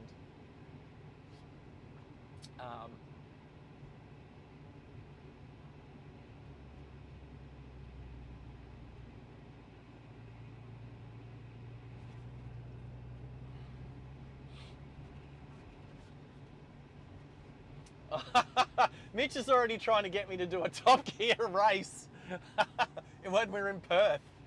Oh, that's funny. The train line that goes in between the north and southbound, I have driven along, yeah, without getting booked. I can see Savage's Seafood off to the left there. I can see it over there. You never know, I might go over that way, maybe. No one's coming across the crossing. I've known on the right there, here's the trees. Get a bit glitchy, time that just right for the pedestrians. So I'm trying to not drive under the trees, sticking left as much as I can.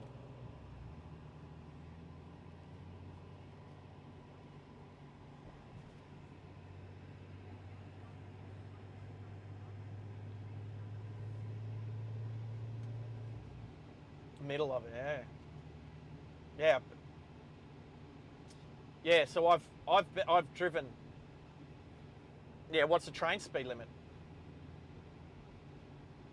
So the train's allowed to do 140, but has to stop at stations.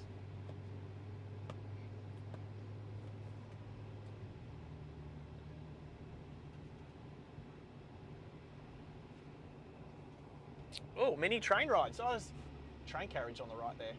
Check that out.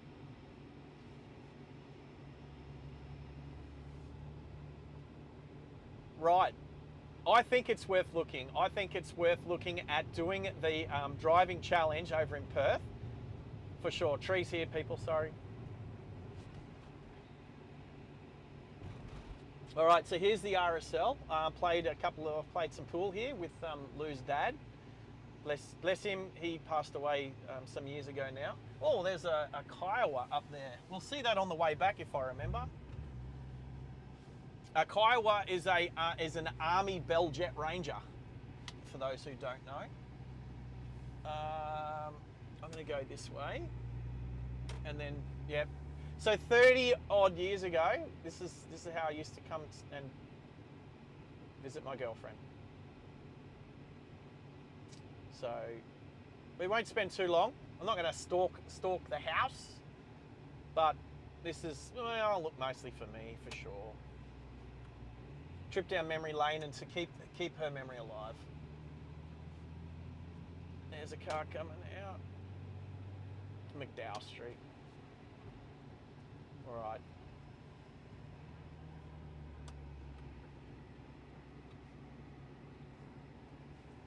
Oh, Mitch, we'll do it. We'll do a challenge for sure. All right, so it's a house on the right here with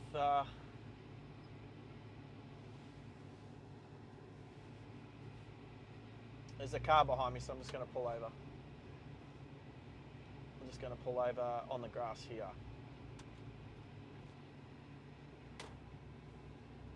Because there was a car. Of all the places to be, there's never traffic here. And of course, there was a car behind me. So I used to turn around here and park out the front of this house so many times.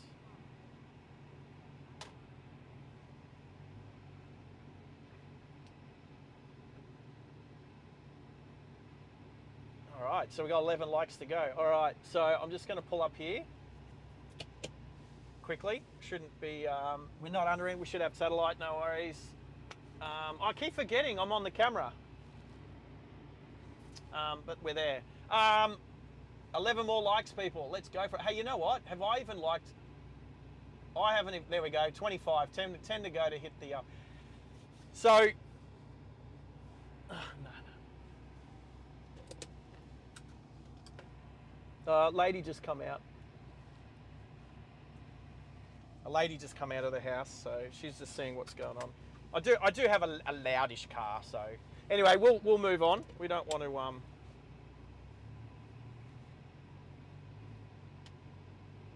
yeah, I know, that's okay, but I remember that house so much. They've put a little shed out the front, little timber sort of shed on the side there. That was never there, but that's okay. I don't blame somebody coming out and having a look at what's going on. It's a pretty cool neighborhood around here. So let's go park up near the Bell Jet Ranger / the Kiowa.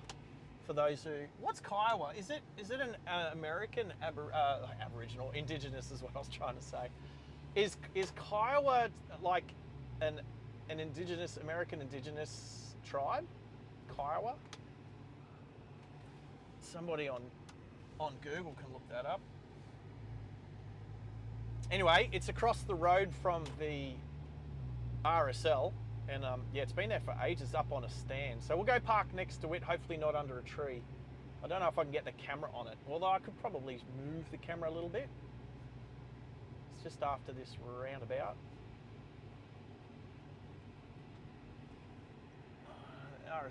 The RSL has grown since. I'm gonna go this way, yes.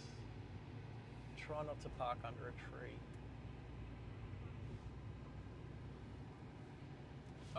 All right, guess what? I think I can. Oh, no. I couldn't park where we can see it, people. But anyway, it's up there. I'm going under some trees, so... Oh, there's a tank on the right there too. Forgot about the tank. It's a leopard. It's a leopard 1. I don't think it's a Centurion. I think it's a leopard 1. All right. I am going to park, hopefully, down here where there's a train carriage. I think it's an old caboose, if I remember correctly. Let's have a look. 28 likes. We only got, what, 7 to go. You guys rock.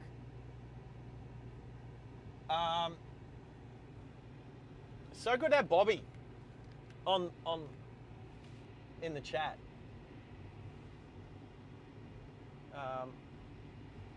It's good to have you on board, mate. All right, where's this train carriage?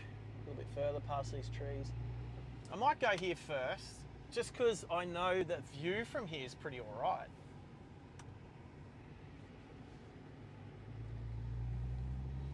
We used to come down here. So many good memories.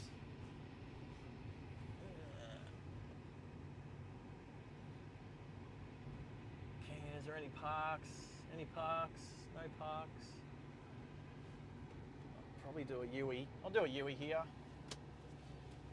So, whilst I'm doing a turn, it'll be a 3-point turn. Check out the people out there fishing. Tide's out a bit.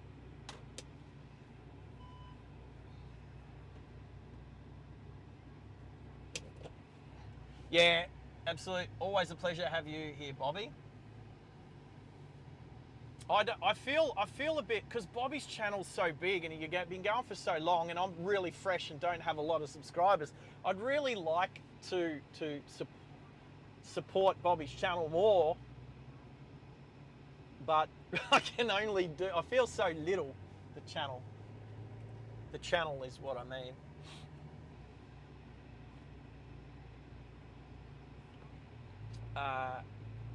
Yeah, I've got five accounts that I can go in, and sometimes it'll glitch through here, so I won't talk.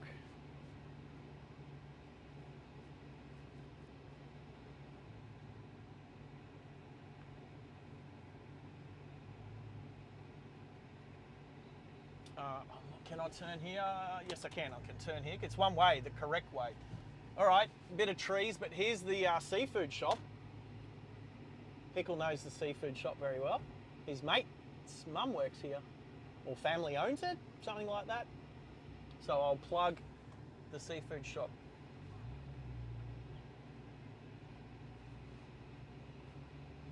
Good on you, Max. We'll just shoot across to Wooram really quickly, which all us locals know as the surf side. So this is the calm side because it's protected, but we're going to drive through to the surf side of Bribie Island. I think I have to drive around the block. Yeah, they own it. Oh, yes, I've got to kind of do a bit of a to get out of here.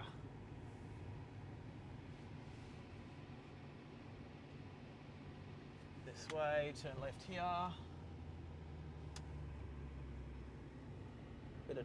A bit of treeage. That's right, I invented that word last stream, didn't I? Treeage. Is that a word? I don't know if that's a real word. Maybe, I think you've made it in life when you can have a word that you've created in Urban Dictionary. Treeage. If it doesn't exist, I want it to exist. No traffic. Is this the school?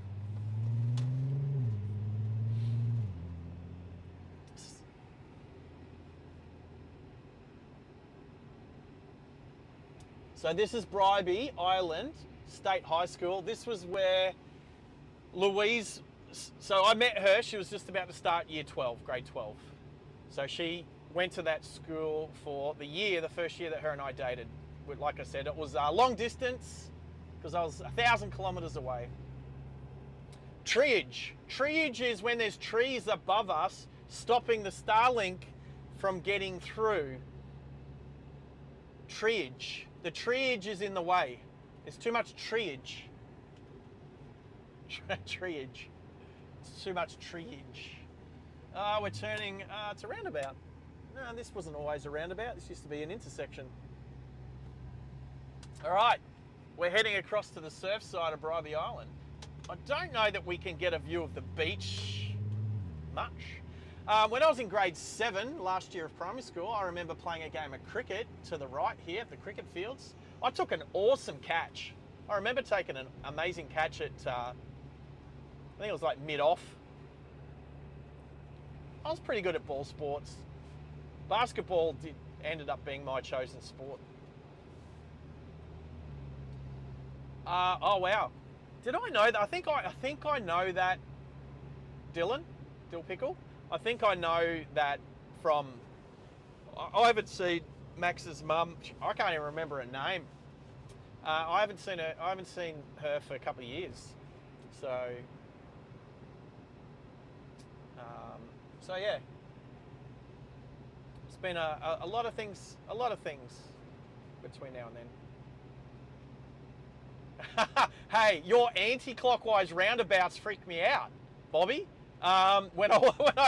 You don't go through too many roundabouts, and I think per the amount of roads versus the amount of roundabouts, you don't have as many in America as we do here in Australia. We got heaps over here, especially Melbourne. Melbourne's got so many.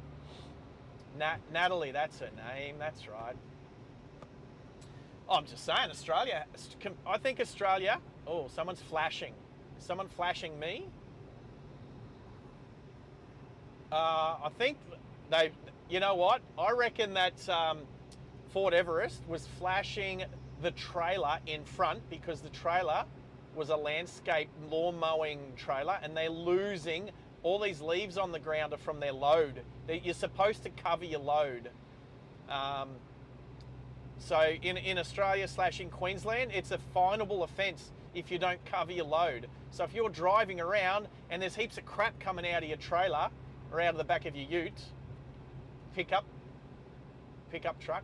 Yeah, look, it's the whole of Australia, but Maxie was just saying the same in New South. It's the same across Australia. It's just we have state rules. Probably like America, we've got different state rules, but pretty much across all of Australia, if you don't cover your load, you'll get fined. So I reckon that's what he was flashing.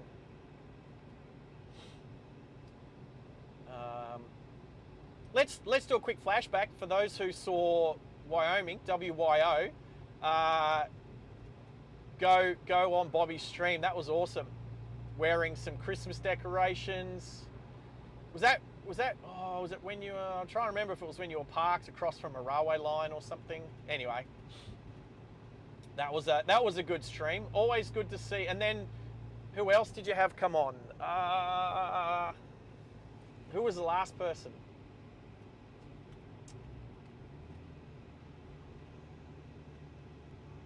Cover your load. So, as a child, as a kid, we used to get brought over here to the surf side to go surfing. There was not a lot of waves. It's still more waves than the calm side. Enough to catch like body surf, but not really surfing. Not proper surfing. Unless there's a cyclone up the coast.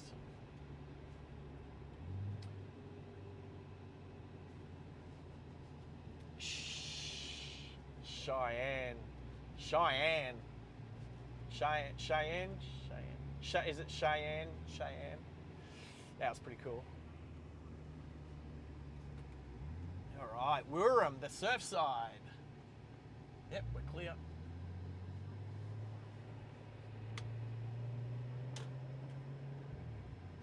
A bit of treeage here, people. How are we going with the likes, Pickle? Scooby-Doo, that's who it was, yeah. How could I forget that? Oh, because there's so many cool cats on Ride Along Gang. So many misfits. No one crossing, nope. A bit of treeage there, people. Get away from the treeage. Cheyenne, Wyoming, where the trains are huge. Big trains there. Fat trains. I can't see the beach that way. We used to come down, well, I say down, but up this way because it's more north. There's a kid practicing his wheelies on his push bike. Just looking, a lot of these side streets to the right where the beach is, you can't really see the beach. I said lot. I've said lights and likes. I'm just going to pull over and let this car behind me. Not actually at the bus stop. There we go. I don't like to hold people up if I'm going to drive a little slower, so I'll let people go.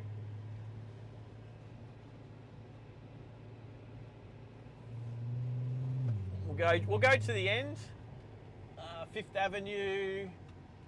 Sounds like New York, doesn't it? Fifth Avenue.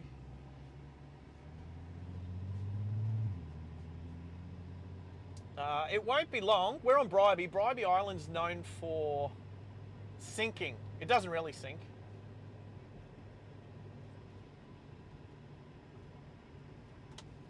I'm going to turn down here. Hopefully the Ford Ranger behind me doesn't follow me. Ranger danger. Oh, come in here. There's more Rangers. Yes, she was wearing Christmas tree light necklace. Some trees here. So you can't see the beach. You come through all these places. It's going to glitch out a bit here, but I'm going to do a... back it up. So if you... that's the...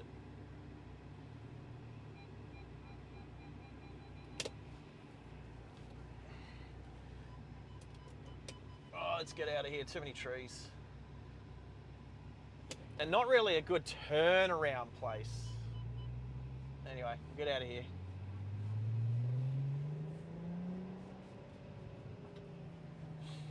Missed that because there's a bit glitchy there, Maxi. Lee Point, where's that? Oh, Darwin. Yeah, I don't know Lee Point. I know Fanny Bay and Cullen Bay and wherever the cannon batteries are.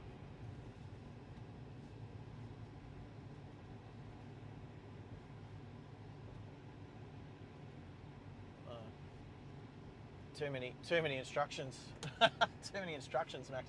A little bit of tree here, but we can just see the water, maybe. Oh, I can just see the water through there. And the top end of Morton Island. So Bulwer, the top end of Morton Island. Just behind that Mitsubishi Triton. Anyway. We're going to have to turn tight. I don't know what this Ford Ranger's doing. All these guys are mates. So, anyway, that's the surf side of Bribie Island.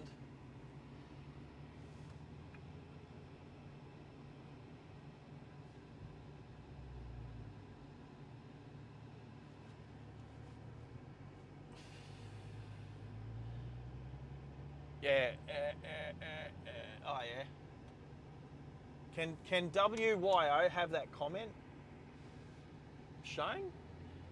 So WYO, I think YouTube has withheld that comment. Smash it, mash it, punch it, kick it, lick it. Yeah, that's what Bobby says.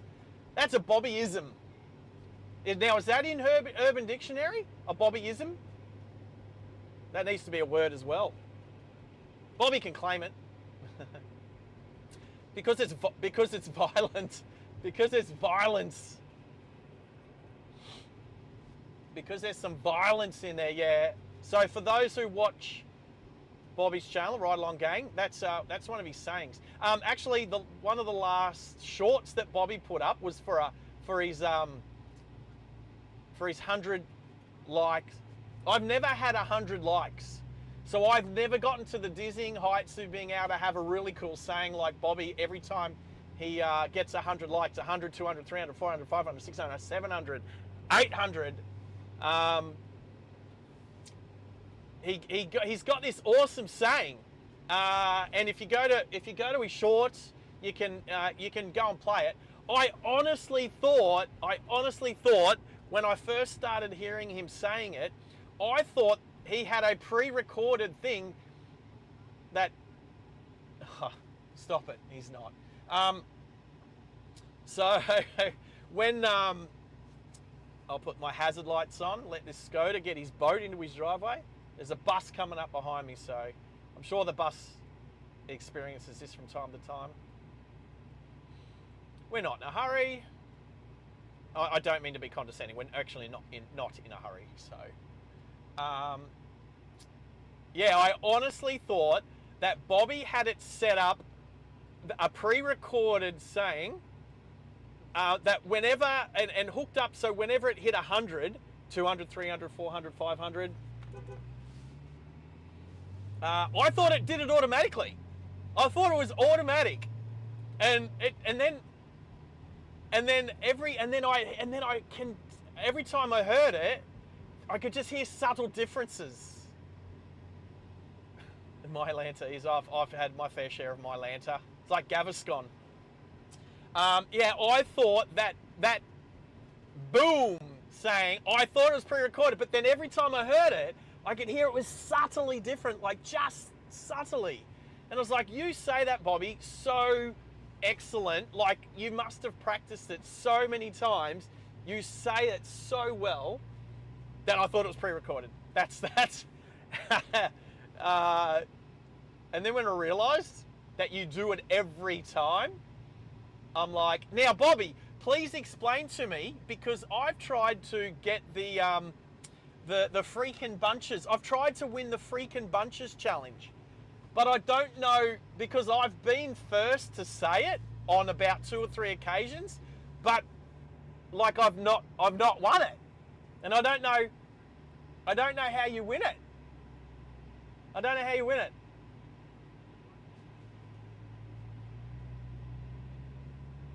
Oh, so that Stream Elements comment, now that is pre-recorded. That comes up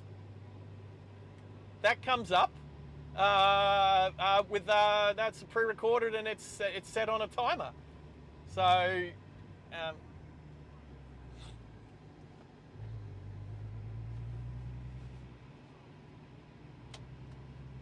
all right, let's drive back towards Brisbane. Let's go for a drive back towards Brisbane. Some trees, people. Sharky.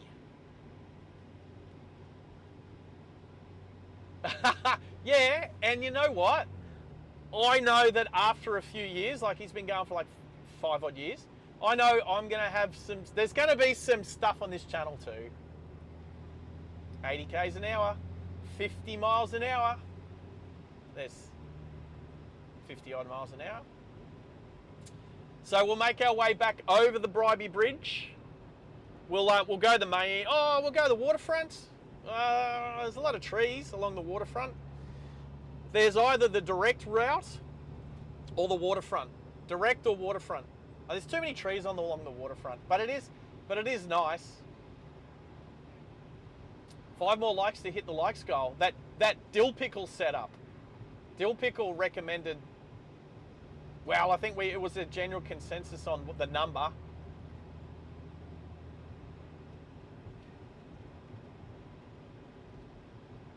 What's Bobby said?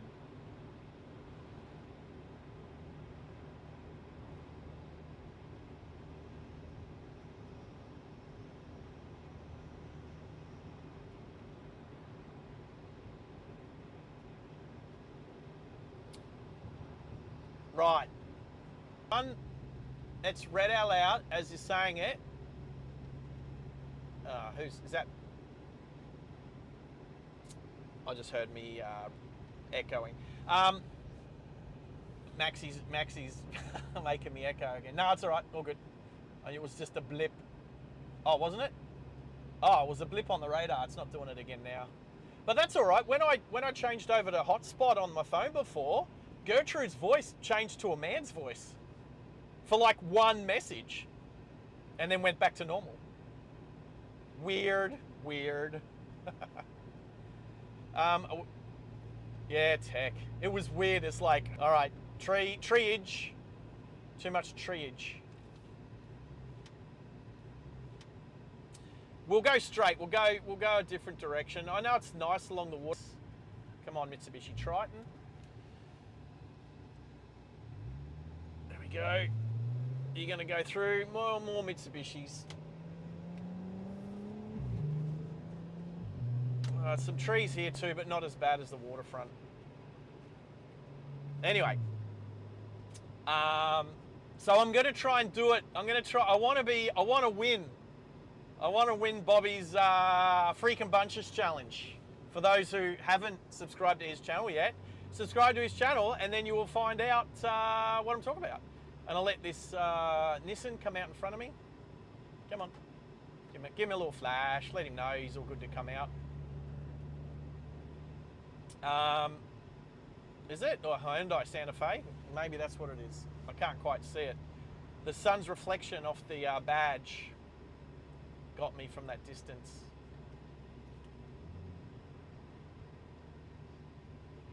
It doesn't feel like Saturday today. It does not feel like Saturday at all. It feels like a day, like a. Oh, whoa! Hang on. Yeah, Max, what can you pinpoint the time?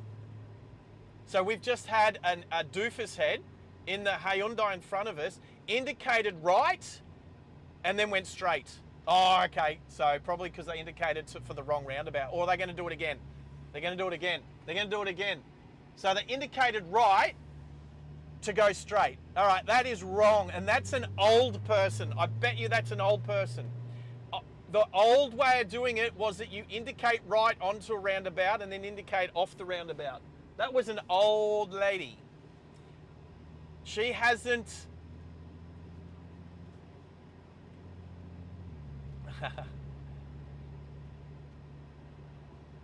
so just over 2 hours? Okay. So you're saying 2 minutes and three... you're saying 2 hours and 3 minutes? Right. Okay, so I'm going to just go... I'll remember the 2 hour mark, that's fine. So that'll be a short because there's... Old people can remember the old way of indicating on the roundabout, and that's not the way you do it.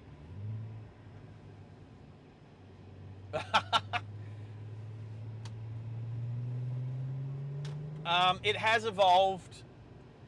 So we used to indicate onto roundabouts and then off of roundabouts, and then it changed. Like 30 odd years ago it changed, but she was way older than 30, that's for sure. So triage. So that was a really good example of how not to indicate onto and off of a roundabout. If you indicate right onto a roundabout now, it's because you are going right. And she did it 2 roundabouts in a row, which is excellent for a short. So well, I'll definitely remember that one and do a short on that one. So Bobby, you were mentioning how you've gone back and listened to you doing your thing. I will go back. I'll go back and have a listen to how you do it. I like going back and watching some of your old ones to see how much you've changed and progressed over the years. Now, another truck driver come up on my channel because of the algorithms. Another truck driver's come up, turning left here to go out to the bridge. Another truck driver across America, is it Super Trucker or something? Anyway, I don't know if he's, I watched enough of his channel to know that I, one, prefer Bobby's channel. But two, and that's not playing favourites because you hear Bobby, because it's about character and personality, and that you've got that. But what he had was some pretty cool widgets on his screen, and I'd like to know how he did his widgets. So I'm not subscribed. I know how to find him, but I'm looking at the widgets. So like his widgets actually say what highway he's on, whether he's on a local road or on an interstate or on a main highway. He's got directions. He's got the road that he's on. He's got the address, but just like the road and the suburb or the town. I need to know how to do those widgets because then I need to do the map as well. All right, back across the bridge. We're heading back towards the mainland, which for you Americans and North Americans and Canadians, the mainland is still an island, yes, because it's Australia. All right, so with the channel progression, at the moment we've got about 420 hours to go. 420 hours to get the to get cracking on with the memberships and the online store and everything. So I thought it would be a lot closer to 3,000 by now, but we're not. But that's okay. All good things come to those who put in the hard work. That's that saying, isn't it? There's a WB Ute. Hello, that's nice. WB Ute is an old Holden Ute, like a is it El Camino? or El Camino. Yeah, El Camino is the American version of a Holden Ute. The Ranchero, I believe, is the Ford version. I do use YouTube Studio, yes, and Bobby, I know how to look at the hours on YouTube Studio, if you were going to mention that. And I know how to decipher the difference between the valid watched hours under the earn page, as well as the total number of hours with your shorts and private private videos as well. Hey, my songs are getting up there. The songs that I've made, they're getting up there. They've had like half an hour. Like, they're starting to make an impact on hours watched. So that's pretty cool. So another story. I went and got my head shaved on New Year's Eve, so I felt fresh for New Year's. And there was a guy sitting next to me waiting to get his hair cut. And I wanted to ask him a question or two. I do this all the time, being extroverted and having ADHD.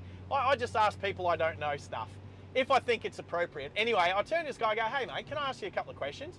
He goes, yeah. And I go, you drive? He goes, yeah. And I said, do you drive a Ford Ranger? And he goes, yeah dude, how'd you know? I was like, I didn't know. And he goes, do you know my rego as well? I was like, dude, no. I said, I did not know that you drove a Ford Ranger. But you do have a certain look about you where you could drive a Ford Ranger. I mean, you could have been a Navara driver or a Hilux driver. But I just had to check. And he goes, oh, why is that? And I said, oh, because I wrote a song called Ranger Danger. And he's like, oh, and so he subscribed to the channel. Ryan, if you're out there, you're a dude, mate. You're awesome. And I said, when you listen to it, don't take it personally. And he likes it. He likes the song because he agrees. It's not all Ranger drivers, of course. But he does agree that a lot of Ranger drivers out there do drive like morons. So that was pretty funny. But if you've got something to add, Bobby, about the about YouTube Studio, yep, I absolutely use YouTube Studio for sure. All right, we're just coming back into Ningy. Ningy. It's a weird name to say, Ningy. I can't get the G correct if my tongue is on the roof of my mouth. Is old mate going to come out in his ute? Ugh.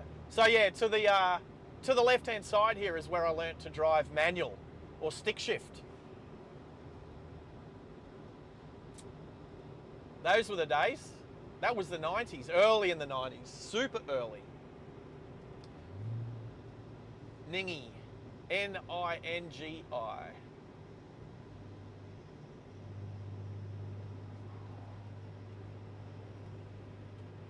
Interesting. Where is Leighton? Is it Leighton Cove?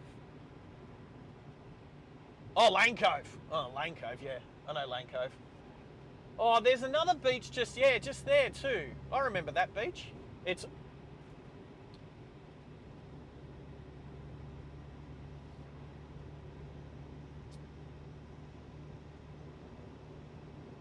Nah, be me. I'm gonna do turbo lane.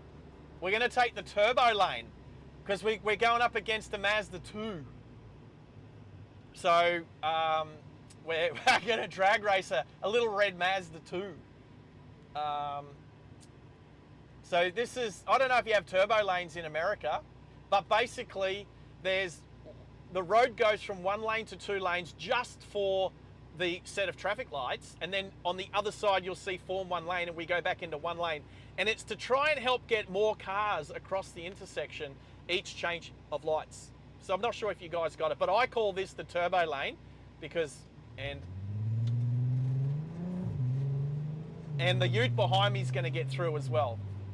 And you'll see here, see all these dots that used to be there. You can see there used to be dots, but there's no dots anymore. That's actually the shadow of where the transport department have come out and ground all the lines off, all the dots and the lines. They've ground them away, but it still looks like they're there, kind of. In the wet, it definitely looks like they're there.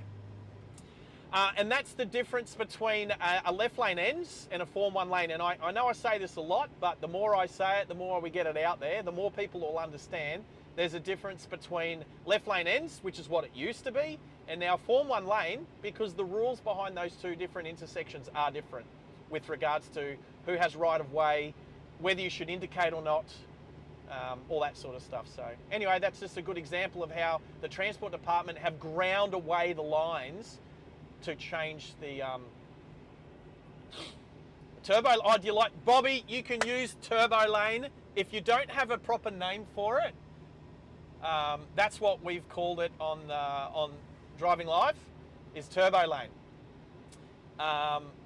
It makes more sense if you're driving a turbo, like the little EOS is turbocharged, but mostly it's V6s and V8s. Oh, I need to crack the V10 out again. Sorry if it glitches through here with the triage. Bobby, I saw what you said before about going to studio and finding the clip. I've never done it before, and there might be more there, because there's been a couple of people that have done clips like that for me, and I've never found them. I didn't know where they were. I didn't know where they were. So I'll go to the bottom of the studio page and I'll look for those clips. I'll look for that clip for the roundabout, Bobby. Thank you, mate. Appreciate it. What was I going to do? I was thinking about it the other day. Oh, hot rod, rusted out hot rod. Oh yeah, that is sick. That is a very, very cool rat rod hot rod. If you want to go back and have a look at that, that was on the right there, oncoming. I don't even know what it was. He had Rat 75 on the number plate, but it was definitely a 30s. Oh, here comes another hot rod, a green one, dead ahead, green hot rod. Oh, and a blue one. Oh, so the green one's a 30, 34, I think. Oh, 32 Ford. If we look at the number plates, they usually say what they are. It's good to see some hot rods out here. I will look to have a hot rod in the future for sure.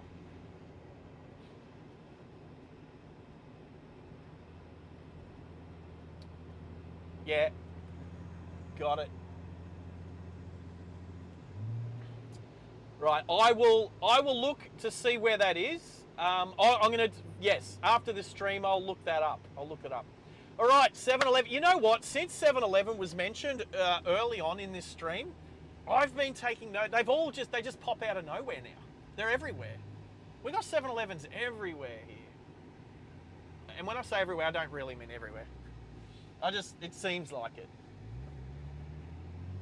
But you got to remember, we've only got like 28 million people in Australia, in the same land mass as the continental United States of America, and you guys have got 350 million people. We've got 28 million. It's pretty crazy, isn't it? Crazy to think. I will definitely check that out, and you'll know that I've got it, Bobby, when it's up. When it's up, when you see it, you'll know that I've been successful. I was going to see if I can not retweet. I don't ever want to be on Twitter. Repost some of Bobby's shorts and stuff like that. So that'll be cool. I'm happy to do that. I can't support in bulk. I'm going to have like 20. I'm going to have like 20 clips now. I'll have a whole bunch of clips now. I'll also probably put up another. I'm really keen to put up some more live replays as well, in between proper live streams. So the channel's going to be. That's just going to be a part of the channel, so people can pop over whenever. It's actually more for non-subscribers that find the channel and jump on and have a look. Not so much for us that already know the channel, subscribers that are already here. It's more for people that find the channel. It's easier to find a live streaming channel when there's something being live streamed. So, hey, Pickle's back. I'll let you know, Pickle. I won't be bumping in today because I'm going to live stream back to Brizzy. So, but we will chat. We will chat. We'll have a chat. How about we chat on the phone after the live stream? What?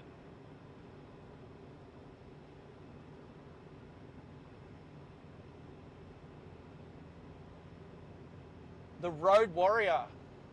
Who's the Road Warrior? Thank you. Who's the Road Warrior? You little ripper to the Road Warrior just donated $2. Thank you so much.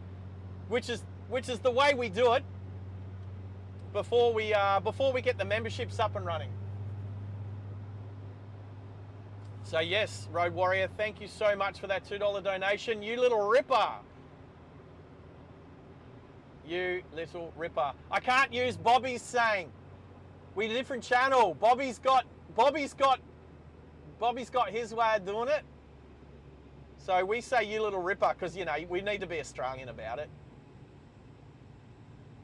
You little ripper. Thank you, Road Warrior. That sounds very Mad Max. Very Mad Max, which is very Australian.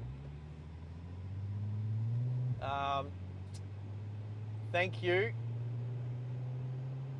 We appreciate it immensely and intensely. Oh, look at all the pine forests through here. I miss the pine forests. You can't really live stream through the pine forests. 5G doesn't work, and neither does Starlink. Oh, I've got a list. Oh, I forgot about the list. I have a list. What's the list? Let me explain the list. I have to, oh, that's a cool old car. Was that a Morris Major? Oh no, I don't even know what that was. I have a list whilst Hennes is belching in my ears. I'm glad people can't hear that. All right. I'm just having a little, all right.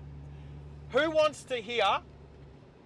I'm gonna put this list up on the Discord later. I'll do something so that it's on YouTube as well, okay? And then I'll like, all right.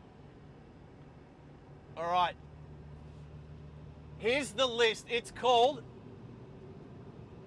there, thanks for the reminder, Pickle. All right, this is the 2026 Driver's Guide for Not Being a Moron.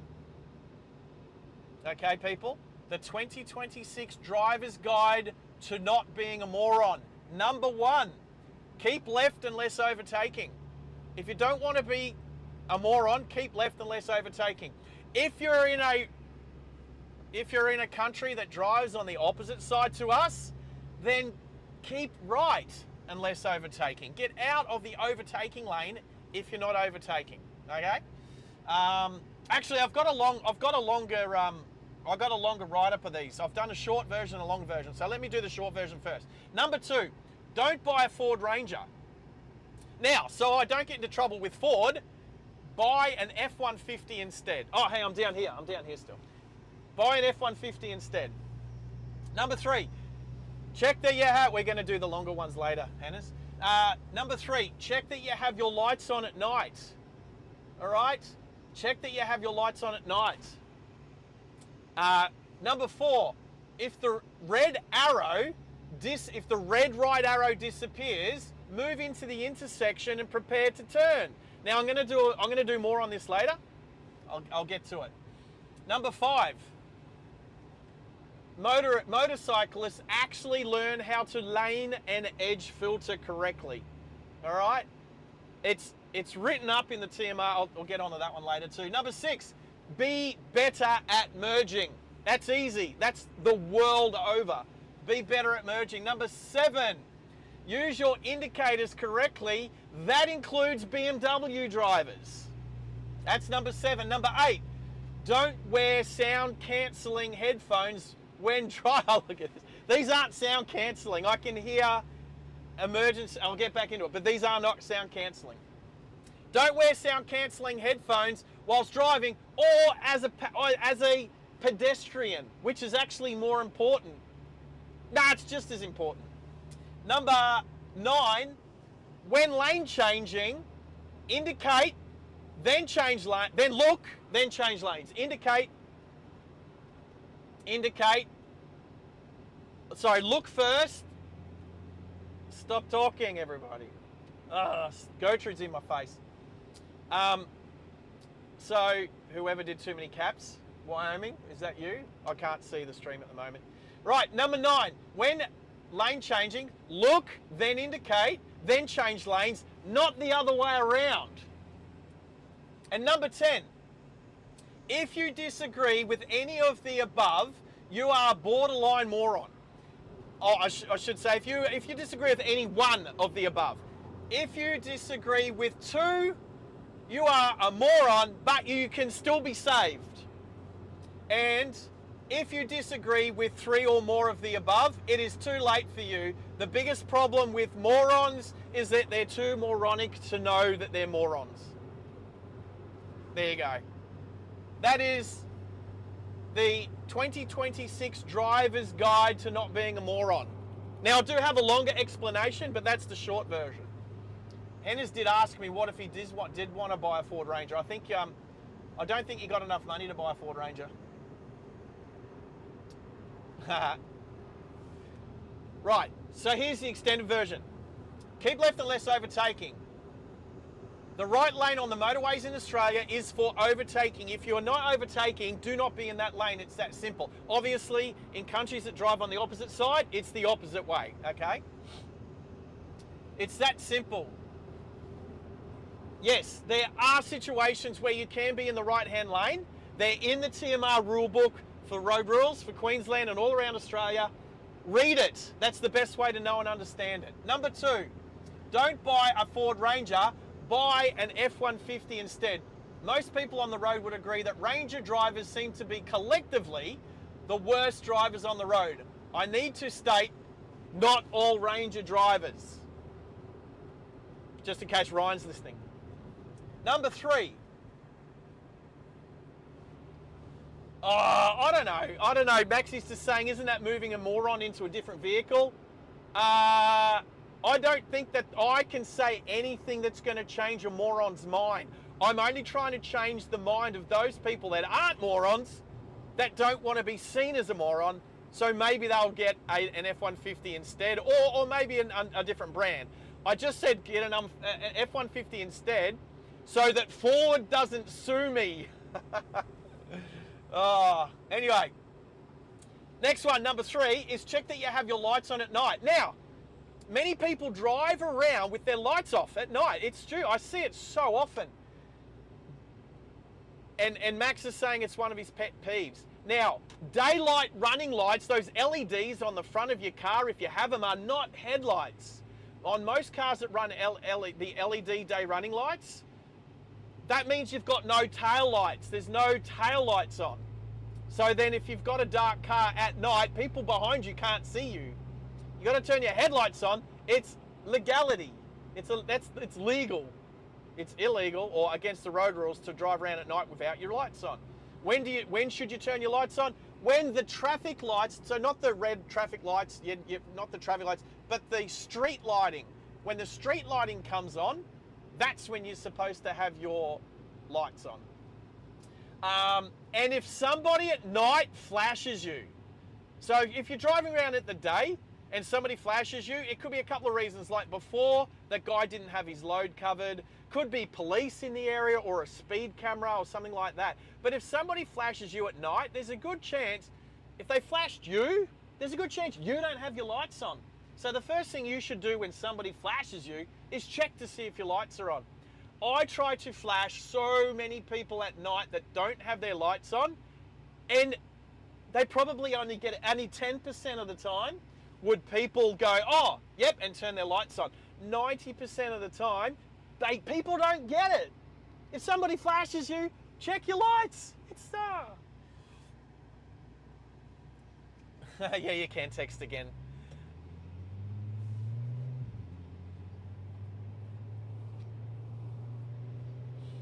Oh, well, sunset, yeah. Sunset. So all of these street lights are on what's called a sunset switch, which is that they turn on automatically when it gets too dark. Now, it could be a solar eclipse, or it could be in the middle of the day and you've got crazy dark clouds. If they turn on, turn your lights on. If it's raining, turn your rain light on. Rain lights, that's another story. Okay, see the 86 in the right-hand lane up the front? The little red light in between the reversing lights is the rain light. If you don't have a rain light on your car, fair enough. Yeah, you were naughty, Wyoming. If you don't have a rain light on your car, then fair enough. But most people don't know if they have a rain light on their car. I know that this Volkswagen Passat that I'm in right now has a rain light, and when I turn it on the dashboard, there's a light that comes on the dashboard to let me know that it's on. All right, let's have a look at the drag racing. Is this a 3-lane? No, 4-lane drag racing, but the drag lights aren't on. There's no drag lights on. But see the lights here? When it gets crazy busy, this is like a 4-lane drag strip. For those in America, I don't know if you guys have got it. And this learner on the left is trying to get out at 100 kilometers an hour. That's crazy. Wyoming, you're okay. You're all good, mate. I think it was only 4 minutes anyway. All right, coming across. Just went over the Caboolture River. We are heading south on the Bruce Highway towards Brisbane. All right. So that's lights. Let's go on to number 4. Yes, Max? Well, it's an inclement weather light out the back. So a lot of cars have what's called a rain light, but it's for fog, inclement weather, where it's hard to see, where visibility is greatly reduced. So Maxie was just reminding me it's good for fog. Yes, it's a fog light / rain light / inclement weather light. I've had people say, oh, that doesn't exist, that's not real. Mustangs have one in the middle on their bumper bar. Like, so many cars have them, and more people don't know that they've got a rain light on the back of their car than more people don't know they have them than do. It's crazy. People don't even know how their car operates. Anyway, next one. A big one for me. If there's a red arrow turning right and it disappears, you can move. You are supposed to move into the intersection and wait until it's safe to make that turn. So more people than not don't do that because they are unaware of that road rule. It's written up in the Queensland TMR road rule book, and probably for the rest of Australia as well. Max might confirm if it's for New South Wales. So, yep, Max is agreeing. New South Wales has it too. It drives Max insane, drives him nuts. So what happens, and in America, I don't know. So in America, when I'm say turn right, you guys, I know California, you can turn right on a red light. Because I got caught up with that once when I was in California. But I'm assuming that most states, if not all across America, you can make a right-hand turn on a red light when it's safe to do so. We don't have that in Australia as much, if not at all. We had some trial lights in Queensland that had it for a little while, but they canned them. I don't know if it was because there was accidents or people didn't get it. And for over here it was turn left on a red light. So,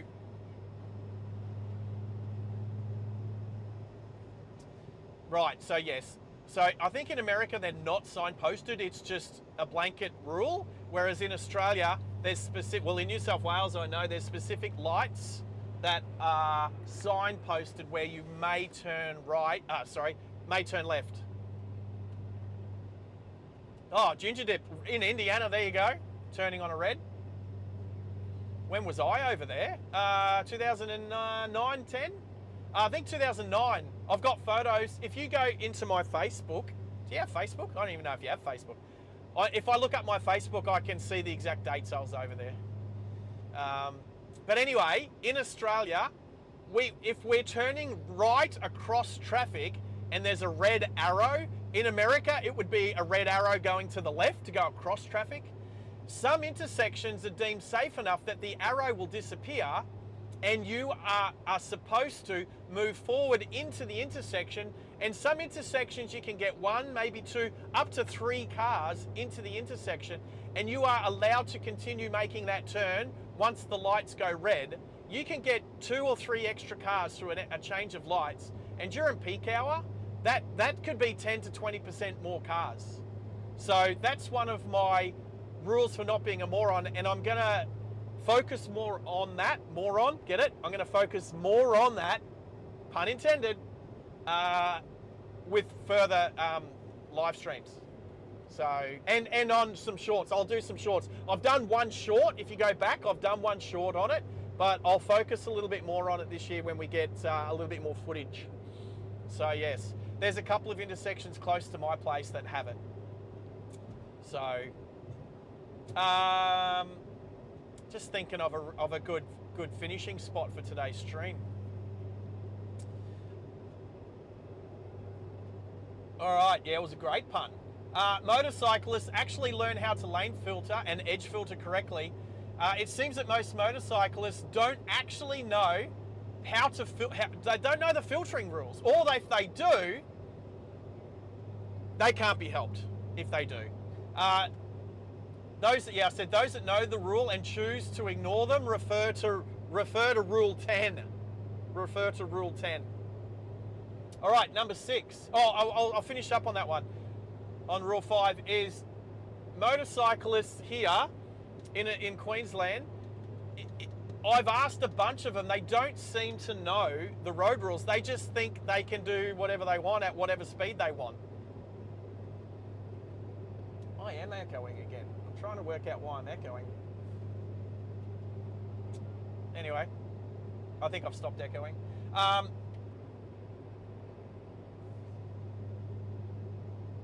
don't know why. There was nothing I did. Anyway, number 6, be better at merging. That was an easy one. Too many drivers are terrible at merging onto as well as leaving motorways. How hard is it to just match the speed of the traffic on the motorway and indicate and slot in? And I've referred to teeth on a cog like that, people. Teeth on cogs. You've got to match the speed before 2 cogs will mesh.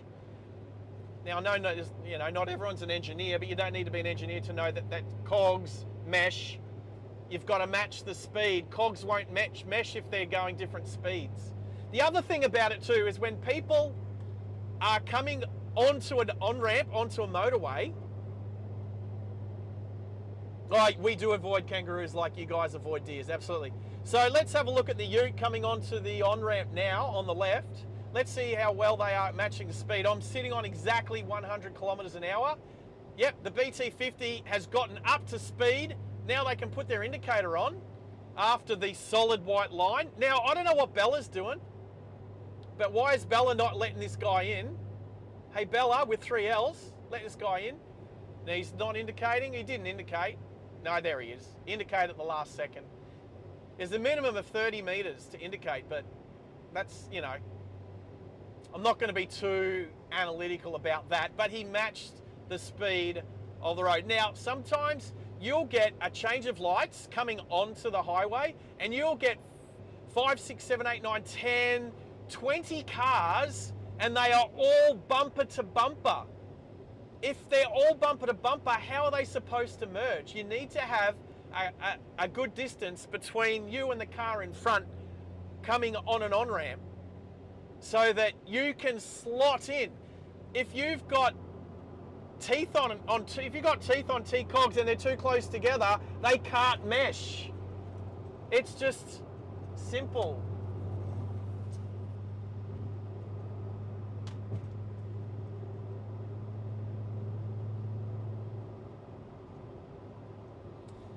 So Maxie's talking about the Cumberland Highway down in Sydney and the on-ramp there. Most people here aren't going to know that one, Maxie, so I'll brush over that one. But I know, because I used to take the Cumberland Highway out of Sydney back in the day all the time. So I know what you mean. I think if it's not too long a distance between on-ramps and off-ramps, that lane should just stay a lane. And along here, we should just have 4 lanes in between, and then that lane can just peel off, which does happen some places, but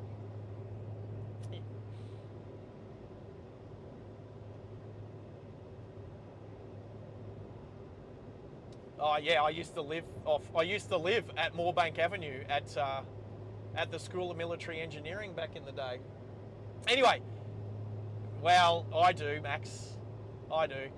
So number 7 was use your indicators correctly. This includes BMW drivers. Hey, Americans, Canadians, are BMW drivers as bad over there at not using their indicators? because in Australia and New Zealand, they're terrible. It's almost like they have a blanket ban that BMW drivers don't need to use their indicators. And it's almost like we all know that. But that's no excuse. That's no excuse. Yeah, what did I say? That BMW drivers don't know where their indicator fluid goes in their car, and they never top it up.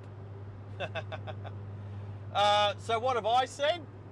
Yeah, I don't think I've improved on the. So don't wear sound cancelling headphones. All right, I'll explain this one.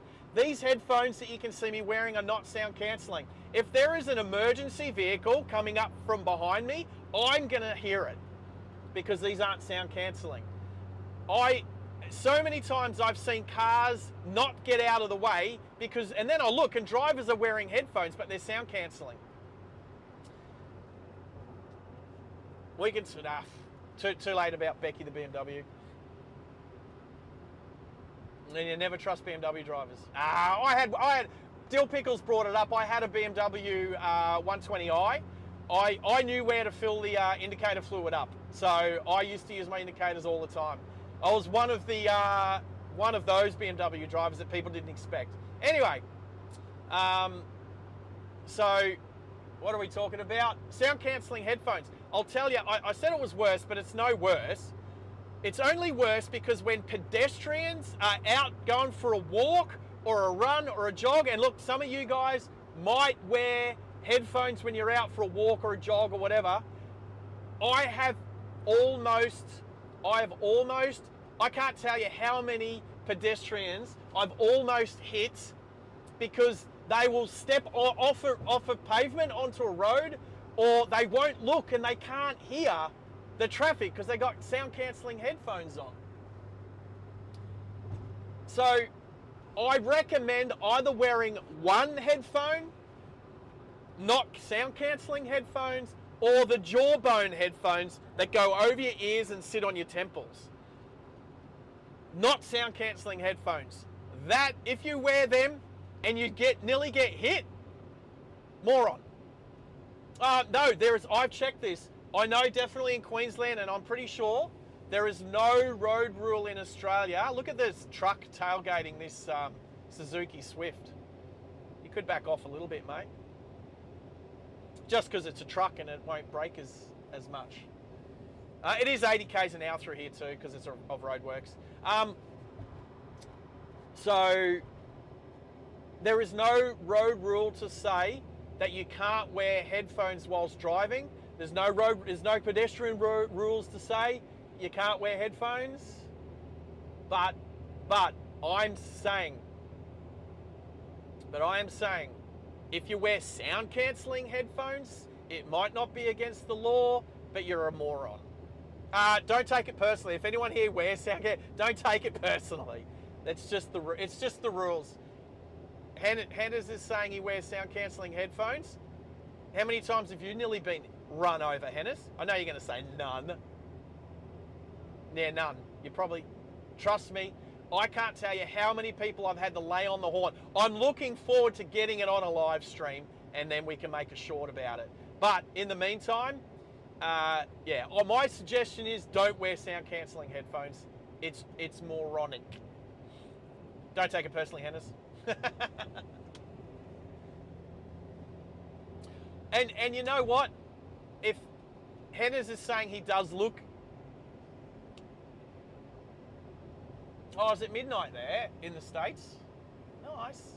Welcome to Saturday. Welcome to Saturday.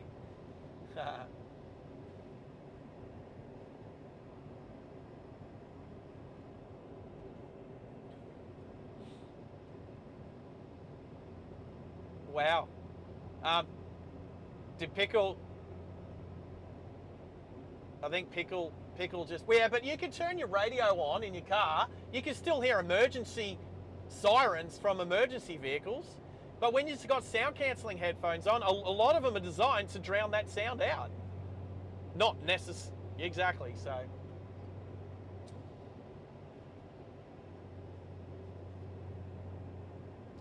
The Army 30 on years ago, don't worry about it, Pickle. You made your point about someone's grandmother got run over by a train because she had sound cancelling headphones on. Okay, that's exactly what I'm talking about. So Pickle had a point to make there. Where are we going? Where are we going? Are we going to Brisbane? We are. I need to make a decision now. How about we stop? Let's go. Let's stop the stream at Mount Cootha. Let's go up the lookout. I like lookouts. Let's go to Mount Cootha. I haven't been up there for a while. Plus the day is... So I'm going to have to change... Actually, you know what?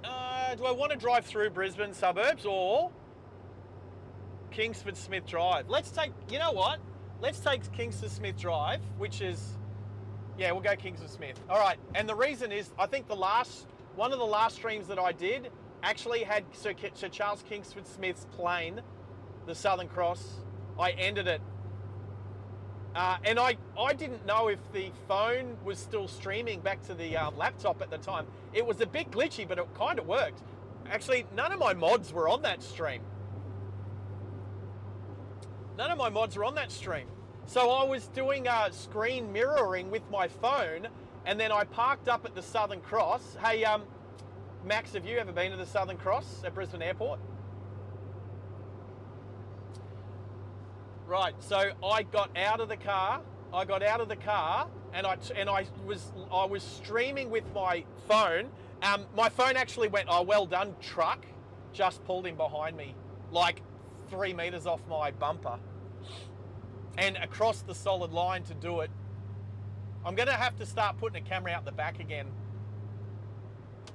Anyway, time to get out of the right lane because I'm not overtaking. Oh yeah, the little green M-Drive. Well, I'm going to try and find a way of putting them up on the screen as a on the overlay as a widget. Well, I'll show you. I'm gonna show my mods. I'm gonna point them to another streamer that has those kind of widgets on their screen. I'm gonna get you if you can, just to watch a little bit of this other channel. I'll show you later today. I'll stick it on. I'll stick a link to it on the group chat. Yep. My mods don't know this, so I'm kind of talking to my mods at the moment. My mods didn't see it, but I was screen mirroring my phone, and then I took my phone out of the car and around to the Southern Cross because you can't see it from the car park. You have to go through a little walkway, and then you can see the memorial with the what do you call it? The Fokker, the tri-motor. And it worked. The sound did drop out a little bit, and it did get glitchy just because there's like an earth embankment in the way. But it did work. No, I did that last time, Pickle. I'm landing at Mount Cootha today, mate. So I don't know if I said it before. I think I was at the petrol station when I said it before, or the gas station. I was saying that the screen mirroring program that I was using has timed out for its free trial, so I don't have it today. So I'm either going to have to pay money to use it. It did work. It did work though. So I'm either going to have to pay money to use it, or I'm going to try and find another program on the computer, on the laptop. So I'm going to try and use a web browser, not screen mirror my phone. Although screen mirroring my phone, having that function was actually really good. Was actually really good. As I tried to get out of the car, my phone went flat, so I had to plug it into a power bank and walk around with the power bank in my hand as well. It's pretty funny.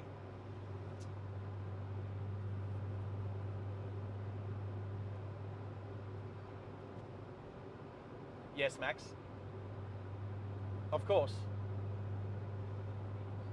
Of course. I think I can claim Dill Pickles. I think I can claim Dill Pickles' name. I think I named him that nickname. Dill Pickle. I don't know if Dill Pickle can remember. It was pretty early on. I don't even know if he could talk. Back in the day. Back when he was a younger whippersnapper. All right, so if you know your roads, you'll know that this on-ramp here has its own lane. So nobody needs to change lanes like this guy's doing. So you're changing lanes for no reason. Getting in the middle lane, and now you're being overtaken on this side. So she's like, this is what I'm saying. The slowest people drive in the middle lane, and it collectively slows traffic down. Anyway, well, there you go. Oh, Ford Ranger danger! The gold Ranger in front just split the gap between the Mercedes and the white van. Yeah, it's a bloody good choice. Hannah's, yes, Hannah's?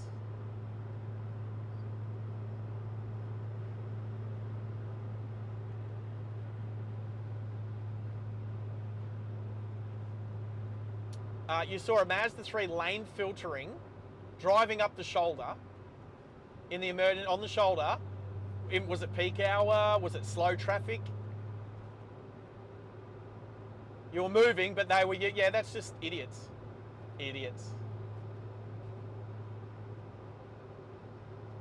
So you were doing 10 to 15 kilometers an hour, and the Mazda decided to take the shoulder to overtake everybody.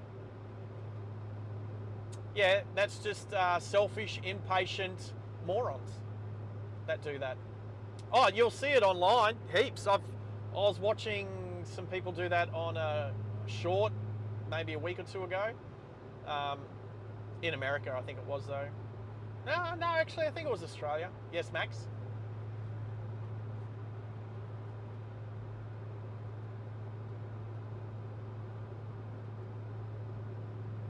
Boondall. Hey, there's a cool Harley rider. This guy, at the moment, the Harley just in front. I've been watching him in the rear view mirror. He's been all right. He's been a good driver, being a good rider. He's been all right. No, not going over the Gateway Bridge. We're turning off just prior to the Gateway Bridge onto Kingsford Smith Drive. Well, that's why we were talking about Sir Charles. So I'm currently on the M1, which is called the Gateway Motorway. If you look, there's a sign coming up. It says Brisbane Airport 14, Brisbane 19. Then it's got Gold Coast and stuff. M1. So this is the M1.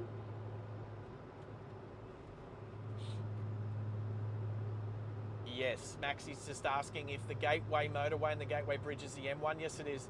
And then it will eventually swing onto, I think, is it the M3? Yep, so the M3 from Brisbane at Rochedale / 8 Mile Plains area, which is where we're going. Wow, just looking at the Corolla with the fatty wheels on it over in the right lane. So fat.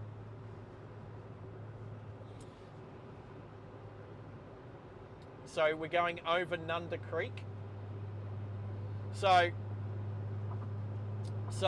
Maxie's just saying he's not been on this road because it was built since he was here last. That's all right. We'll get you we're going to get you up. Well, the Clem 7's in the city. The Clem 7 is the tunnel. The first tunnel in Brisbane. Oh, I see a Porsche. I see a Porsche 911. I see a Porsche 911. Nice.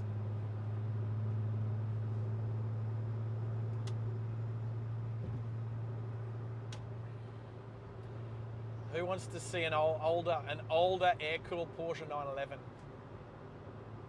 Me too. I like Porsche. All right, so the Mercedes is coming over.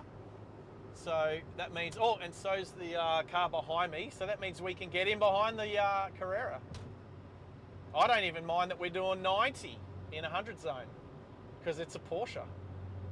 Oh, we're behind a learner. The Porsche's behind a learner as well.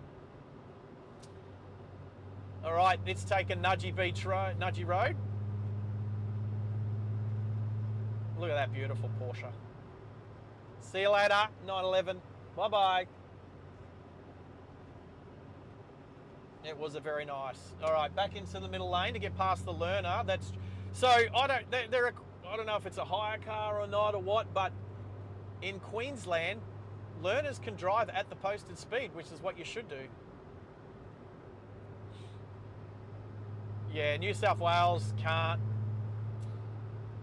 So Hennes is lucky, fortunate, and happy that he's.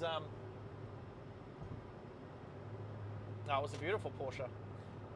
Hennes is lucky and happy that he's a Queenslander, so he can learn to actually drive at the posted speed. What's the point of driving and learning to drive 20 kilometres an hour under, or even 30 kilometres an hour under?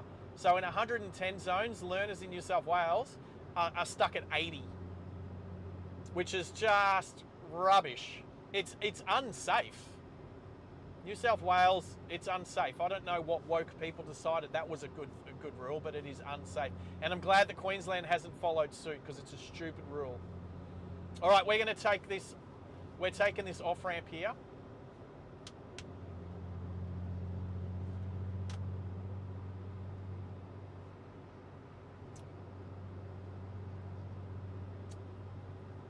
Yeah, of course. Oh wow. So Max was just saying the rules were different back in the day for him because he's old. All right, 80 k's an hour just up over this overpass, and then it's back up to 90. So we've turned off. So Maxie knows because he's tracking us on a map. Max, we've turned off the M1 onto Southern Cross Drive. Southern Cross Way, is that it? Southern Cross Way. Where's my phone gone? My phone turned itself off. Oh, that's right. I'll put, just so we can finish off the 10. When lane changing, what did I say? Look, indicate, then change lanes, not the other way around like a lot of people do.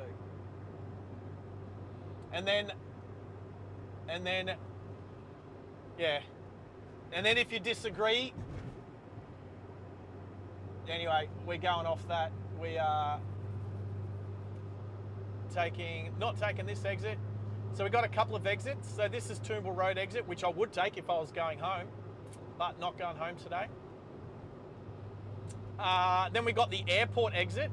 So if we'd have just stayed on the M1, we'd get to the airport a little bit quicker, but you can also get to the airport this way as the city comes into view on the horizon.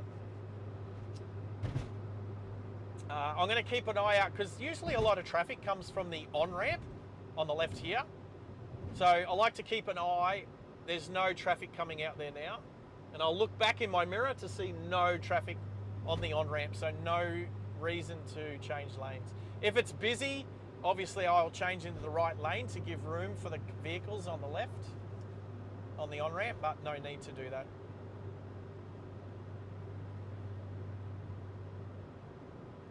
This car's doing less than 80, so we'll move.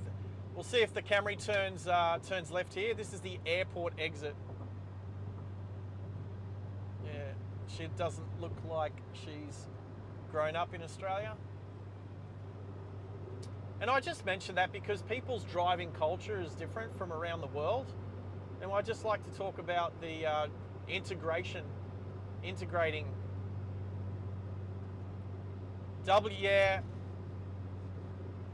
This whole W thing, it's either going to be a quick fad or it's going to die out. We did go under the air train bridge. That is the airport line, the air train bridge. Woot woot. Hennes knows.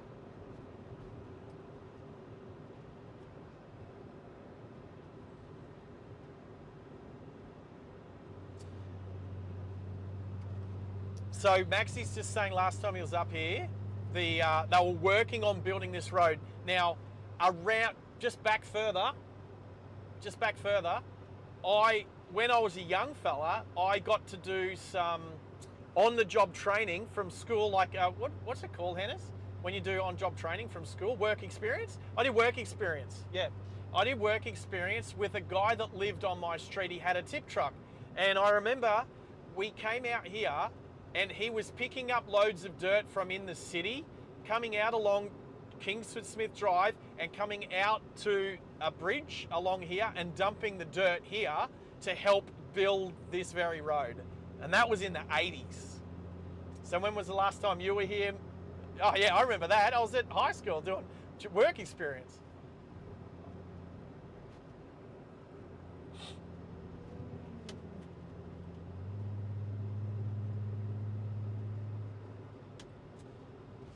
Well, there's Sandgate Road, there's Nudgee Road as well. So Nudgee Road is the road that runs parallel with this road. As we are just about to go over Kingston Smith Drive, we're going to take the off-ramp and then come back around and go underneath. And I'll show you the go-kart track I used to work at when I was, I don't know, about 10 years ago now, maybe. Oh, we're going to go past the Breakfast Creek Hotel. Yeah, we are. We're going to go past the Breakfast Creek Hotel, which is super famous from what song? Max, what song is the Breakfast Creek mentioned in? Okay, we're going under some trees. We got treeage. I'll talk on the other side.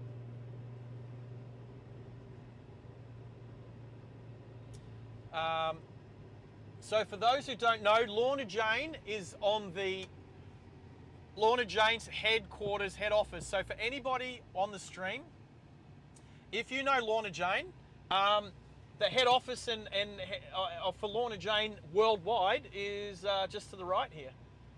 Just to the right. Let me pick up. Can you see it through the laptop? Out over there. Can you see on the laptop camera?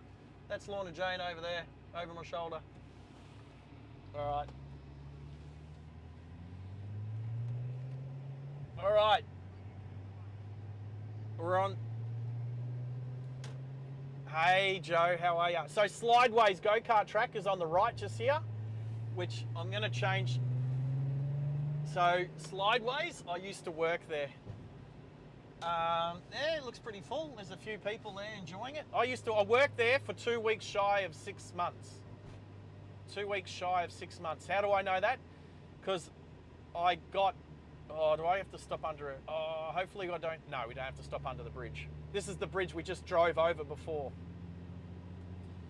So this is the main road. This used to be the main road from the airport into Brisbane before they put the tunnel. And this used to be the busiest road in Queensland. I don't know if it still is. Between the airport and Brisbane, this used to be the most busiest road in Queensland. I don't know if that it still is. Just entering Hamilton.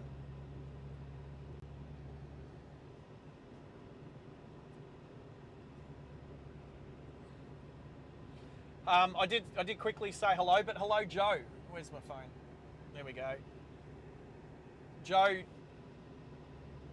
is it after midnight where you are, Joe? You're up late, but it is Friday night / Saturday morning. So you're allowed to be up late, I guess. Cold? I bet it's cold. It's the middle of summer here, so I can only assume it's the middle of winter there. So yeah. So we got a few high rises. This is Portside. This is where the international shipping terminal used to be, on the left here. Let's move down the river a little bit now. I'm driving to the beat. Are we going to go past the beat? Yes. Yes, we are. We're going to go past the beat. What? How did... Yeah, Joe, we're going past... Oh, Joe. Oh, no, that's right. Joe's here. I keep forgetting. In Australia. I forgot. Sorry. Yes, we're going past the beat, Joe. I thought it was somebody else for... I don't know why.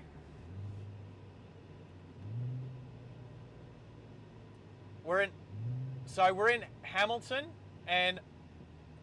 No, Joe's in Australia. Have a look at Joe's picture. It's got the Australian flag.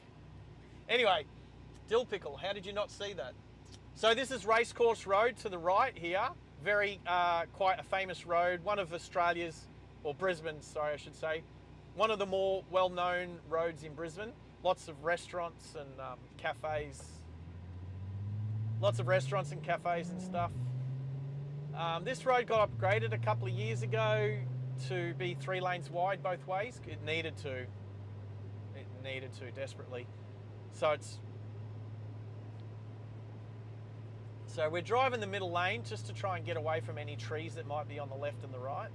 Also, we're going to need this lane to take the off-ramp at the Breakfast Creek, which I can see up ahead. Oh, the Mercedes building. It's massive. There's a big Mercedes emblem on the top of the building. Dill Pickle, do you remember when you went to the Mercedes building? I took Dill Pickle to the Mercedes building once whilst the V10 Audi was getting serviced. Was it in the, I think that's what we were doing.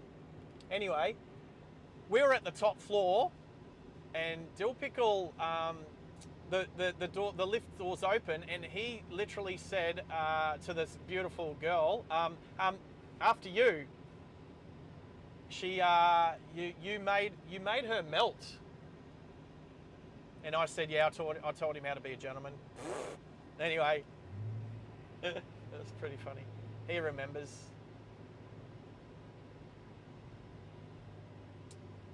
Oh, could be Max. I don't know. You can Google it. But I know that across the river is Bulimba. You can catch a ferry straight across to Bulimba, and Bulimba's beautiful. Oxford Street. Dill Pickle's the ladies' man. All right, so there's the Brisbane Mercedes dealership right in front of us with the massive. It's a big building. So where you get your car serviced in there is like up on like the 4th or 5th floor or something. There we go, green light. So yeah, and the Breakfast Creek Hotel is just on the right. All right, so we're about to drive through Brisbane CBD proper. First through the valley. Yes, Joe, past the beat. We'll point it out. How long have they been there for now? 30, 38 years? Something like that? 40 years? We'll have a look. It'll be on their sign because they change it every year. They change it every year to say how many years they've been there. There's the Porsche Centre. There's some beautiful 911s in there. Really nice. There's beautiful views from the apartments up on the side of the hill up there. I've been up there once or twice. The Subaru dealership, the Nissan dealership, the Ford dealership, the Mazda dealership. Yeah, and then we got BYD, Jaguar. I remember when Jaguar used to be good. Land Rover.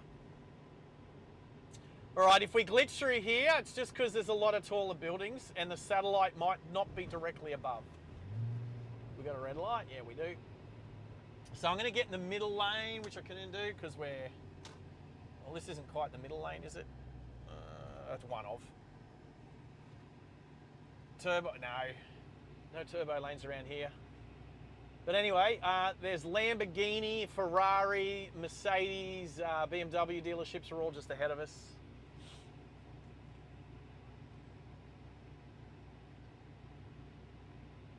The up main, yeah, but we're not on a railway line. Just appreciating fit people. There's a lot of fit people around here. Not as much as the Gold Coast.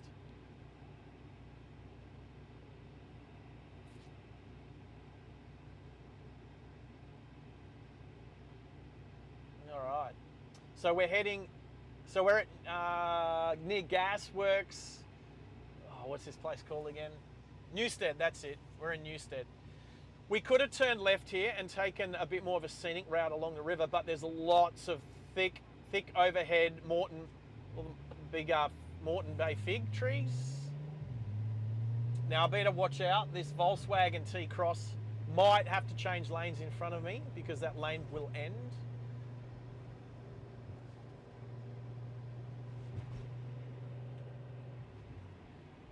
There you go. Joe's done some aircon around here.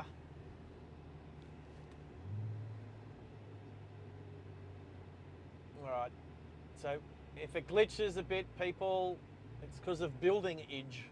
We've had tree age, now we've got building age.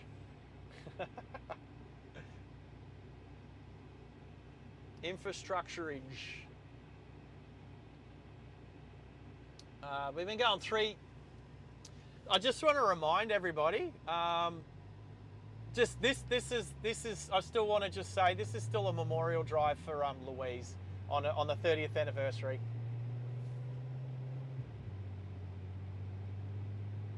All right, bit of trees, bit of treege. Which lane do I want? There's shrubbery.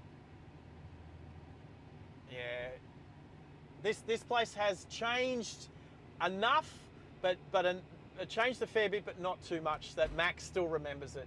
We'll have the Wickham coming up on the right, which is a very well-known, very LGBTQABC+++ pub. Have been there a few times. Have been there a few times myself. There's another Mercedes dealership. Can't have too many. 2 more likes to hit the gold. We got some treege. Maybe I do want to get over one more lane, which I can do just now. Yep. Get away from these trees. Here's the Wickham on the right, just there. No, that's not. No, where am I? Oh no. Oh, it's on the wrong. Oh, it's on the other road. It's on the other road. That's right. It's down there. There's the beat. 42 years. The beat's been there for 42 years, just on the left, just there. 42 years. And they change that neon sign every year to reflect how many years. I mean, who hasn't been to a gay club, a gay bar? They're actually quite fun. Oh well, Hannes hasn't yet. Maybe Dylan hasn't yet either. They're actually quite friendly and just fun. All right, lots more buildingage. We are going to go left here around past Customs House. A little story about Customs House. I was due to get married there on the 29th of February 2008, and it never happened. And it never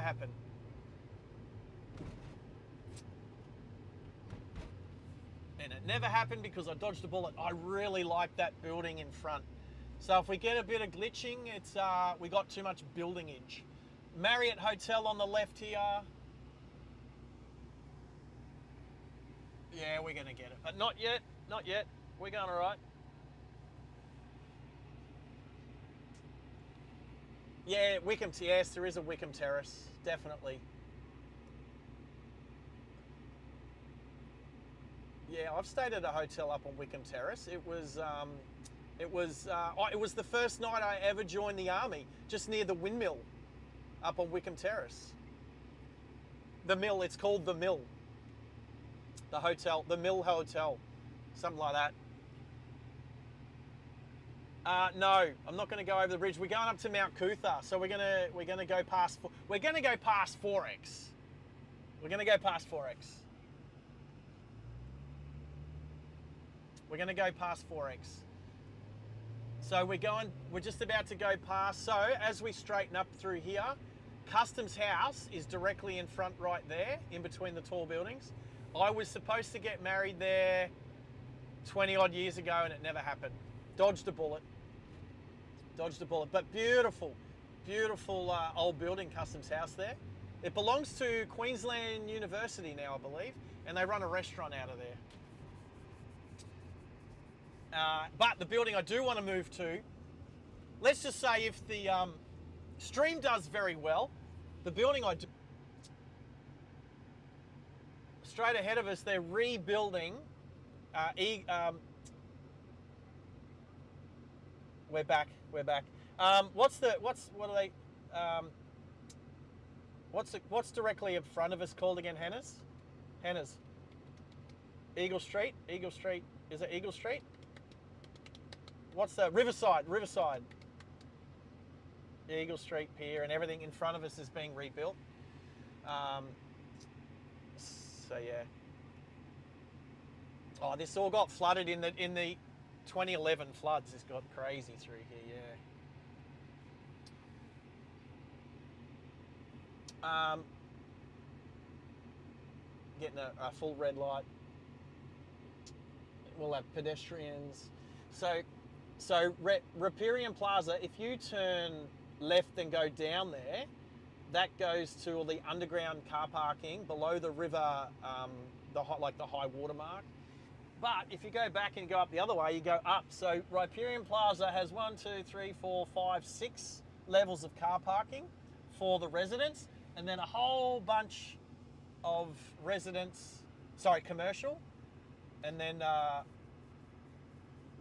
oh, we got the goal. There we go, 35 likes. Thank you, everyone. You guys rock. Thanks for helping this stream. Hopefully it takes us about, here we go. There's a very pretty girl on the left.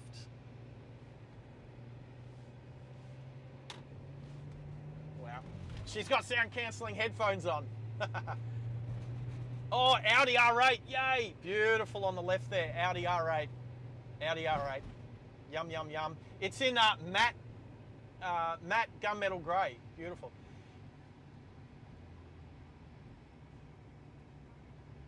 All right, we're going to have some glitching through here.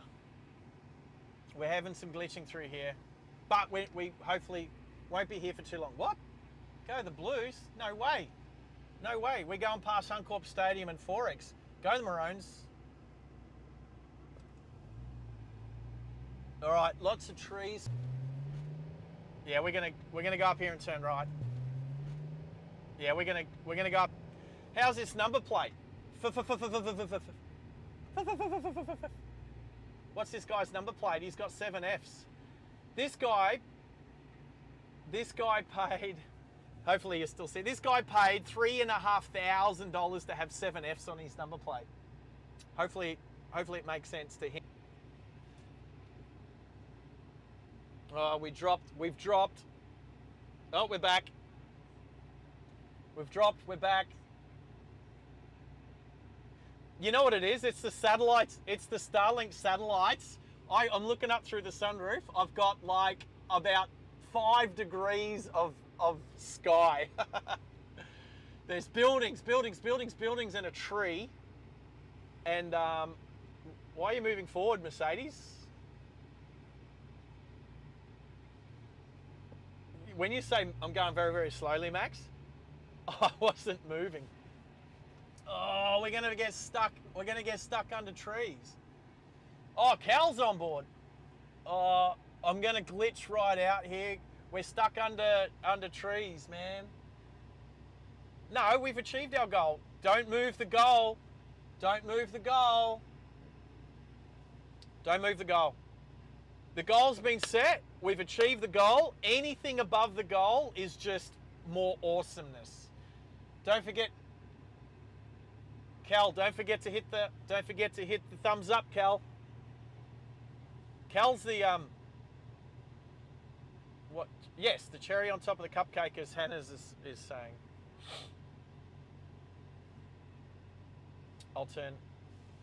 I'll be turning my indicator on. We're about 30 metres from the intersection where the Victory is, which is a pub in the city. I've been to that one a fair few times, but not for a long time. Back when I was posted this way in the 90s. It's been there for a while. All right, here we go. Come on, let's go. I've got some trees to get past.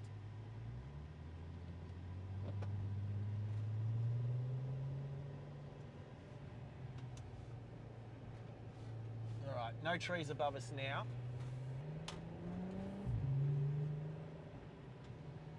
Oh, I don't know when I'm going to get to Bundy again next. We drove. So I'm gonna repeat what we've done for Calvin's sake, which is all good, Calvin. Good question. Today is the 30th year anniversary of the passing of my fiance, who died in a car accident. If you go to the start of the stream, you'll see we started in Launton, which is the suburb she lived in, and we went past the accident site, as well as up to where my mother used to live, which is where I went on the day. You know, we got some trees here, people. And more trees, not under the tree. Not under the tree.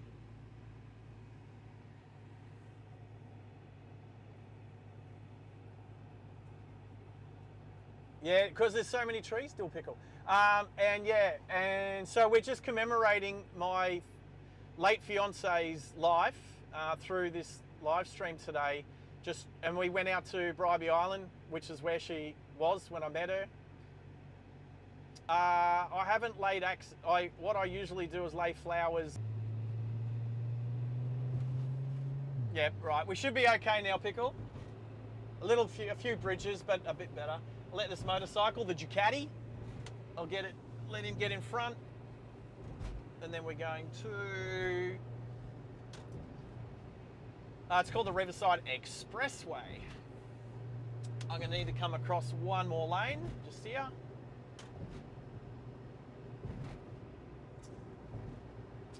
The Star's on the right. On the right. So yeah, all the new casino and everything's up on the right. Well, it did fail. It did fail. It got the government gave some reprieve to help them along, and I think they've been bought out by a different company now too. I don't even know if it's still Star. Anyway, Riverside Expressway coming onto Coronation Drive. We are going to turn. We might get stuck under an overpass. I really hope we don't. But we're going to go right here.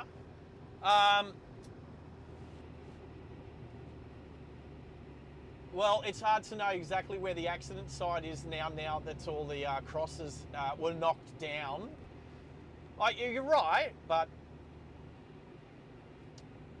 we can... no, I'm paying respects to it this way. All right, we're going to go onto Milton Road via this lane. So we're coming around. We'll have Suncorp Stadium in front. There's a little bit of overpass stuff. Hopefully we don't get stuck under a bridge. Or under this tree. I'll try and just stick here. I'll just pitch here. So we're not far from the Gulf in front of us. We're going to get stuck under the bridge in front of us, I reckon.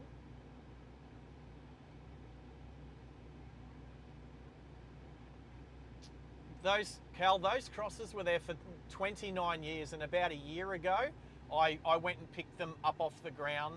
Someone had knocked them over, and then somebody else has come along and stacked them up against the fence nicely. So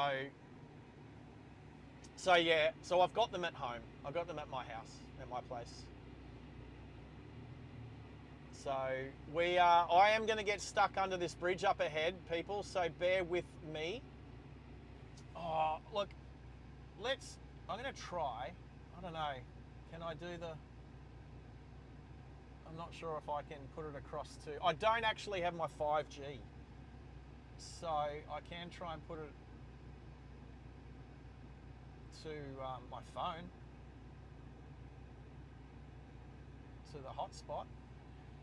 I can try and hotspot just to get under this bridge.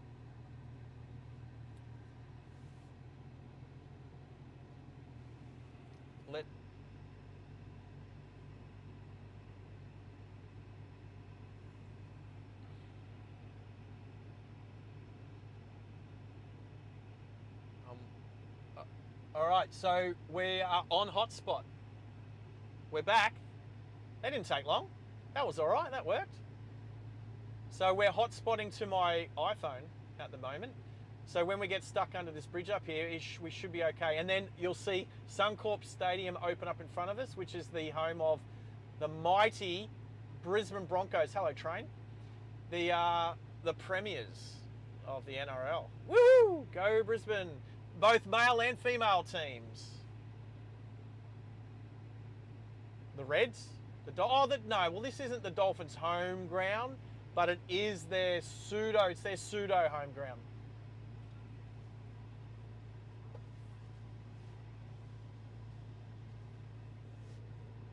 Hey, Pickle, here's a question to you. Do you think some idiots in the world might go through and knock tombstones over in a graveyard?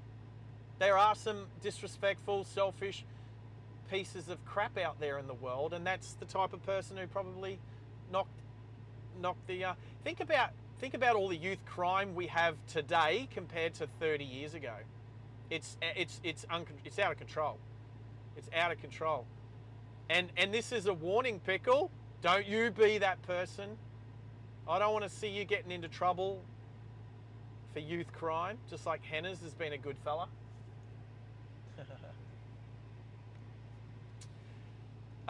You can lack empathy but still not kick crosses over.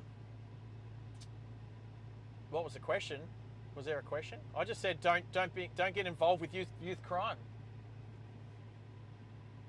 Don't be involved with youth crime.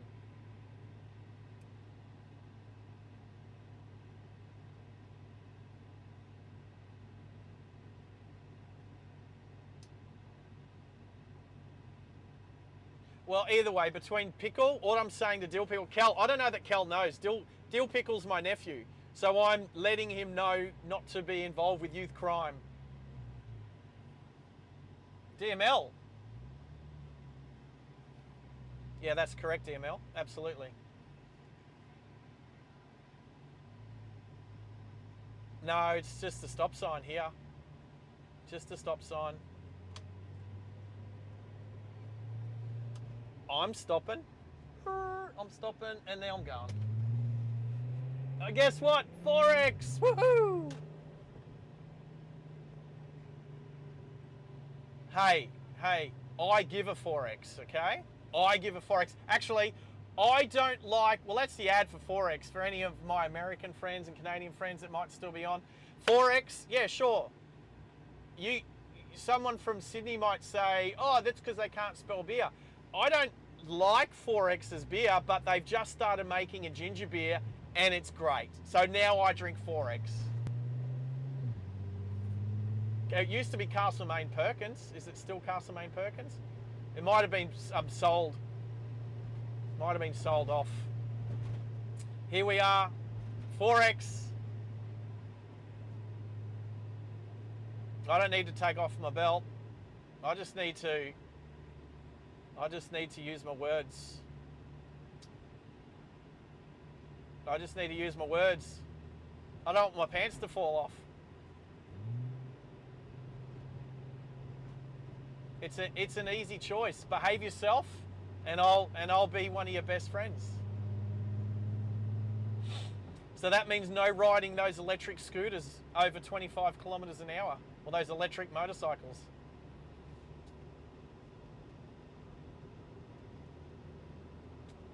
I'll disown you. I won't be uncle. I won't be Hannah's uncle either.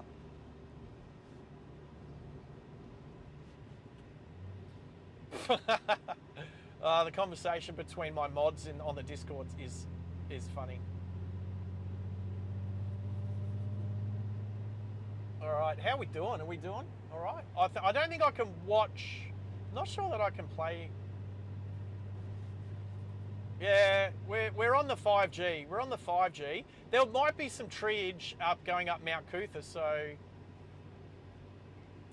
we're going to time this pretty good to make a 4-hour stream. Oh, that Polo GTI was very loud. All right.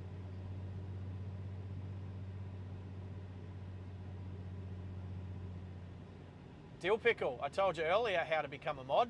You need to at least get your learners. So you got a couple of, you got a little bit to wait. I won't say exactly how long, but you got a little bit of time to wait. But you can prove your point until then. And I don't think, I'll talk to my mods about it, but I don't think that playing Forza counts as driving. Okay, Hennes, I got. All right, what about if we go on a couple of go-kart? What if we go on a go-kart track a couple of times, and at least if he gets some real-world experience at driving a vehicle? We might, Dill Pickle. No, Forza's not good enough. F1's not good enough. Nope. Yeah, Cal, we know your story, and it's a sad story, Cal. It's going to hit my hazards for the Tesla behind me. There we go. So I just pulled up, and on the top of a hill, there was a Tesla coming up the hill behind me. I know they do it in Europe a lot. I hit my hazard lights to warn the car behind me that we were stopped. Dill Pickle, you don't get a choice. This is something I discuss with my moderators because they get a say in it. And all my moderators, including Tezza and Mido, who aren't here yet today. So if I can allow a couple of these cars to get across, I will. These cars trying to cross in front of us. Now, as I need to wait till there's no cars coming on the left, which there's another car coming. There could be an accident here. No, it doesn't matter how many championships you've won on Forza, mate. Does not matter. No, I won't have the chance to let them across. I'll just blow through. There we go. Hey, so even to consider it, Dill Pickle, you'd have to be in a simulator using a steering wheel and pedals. So how many championships have you won using a steering wheel and pedals in a simulator? That's my question. Hey, all good things come to those who wait.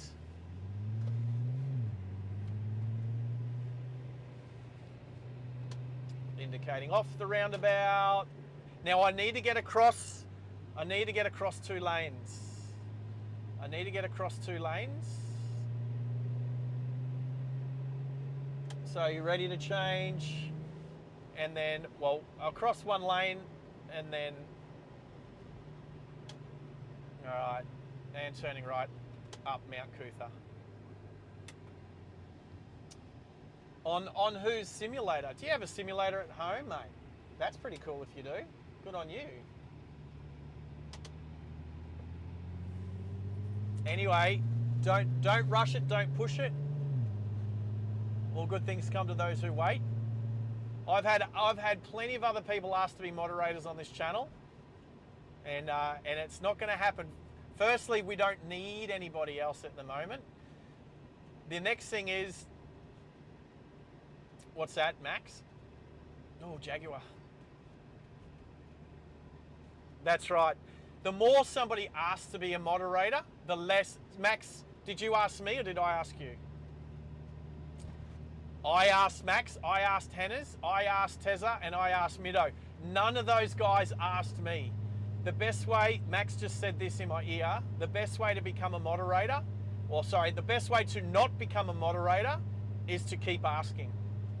If you keep asking and begging, you're just showing your immaturity. And we can't have immature people as moderators.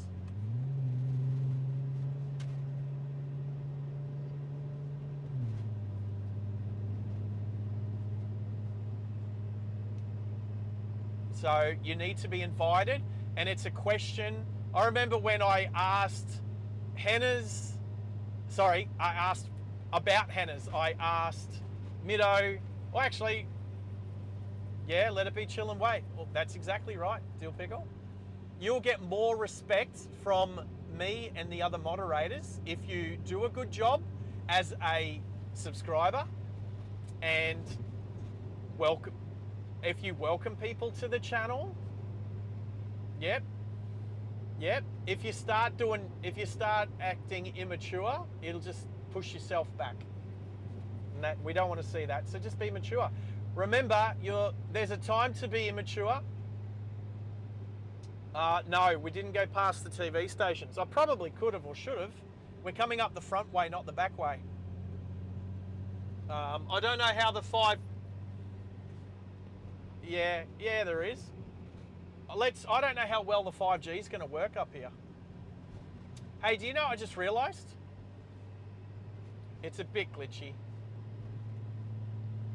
It's a little glitchy. But there's too many trees for Starlink. Too many trees for Starlink. I don't know how 5G is going to do over the back side because the road for the TV channels and everything's on the back side, and I don't think 5G is very good over there. But I would like to stretch us out another 19 minutes so we make the 4-hour mark. So let's go and see. We're going to drive past. We're going to keep going around Sir Samuel Griffith Drive. So here's the lookout. And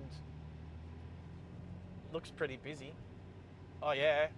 Hey, can you show us? Can you put a photo? Can you put a photo of the box on the Discord, Maxi? Please. I want to see it. I want to see the box photo. Oh, please. Pretty please. Oh, this keep left sign there. I am hot spotting. That keep left sign's got a couple of stickers on it, but it needs a moron sticker. All right, I am hot spotted. I'm on my phone's 5G. And it is glitching. It is glitching. I can see it glitching.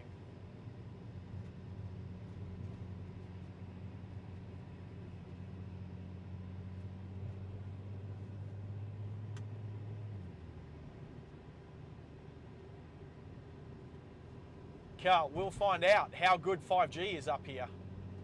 But it's pretty bushy. And we will find out. We're going to persevere. We're going to persevere.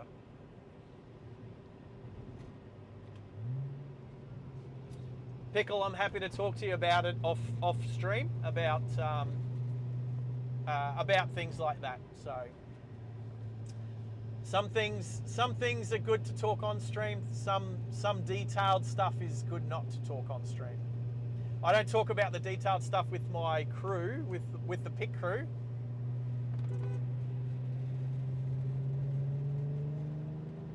I just gave a toot to the boys, just sitting on the side of the road there. Under photos, just under photography. Yep, that's perfect for photography. Doesn't class as a car photography. Not like Hannah's low lux on the tilt bed before.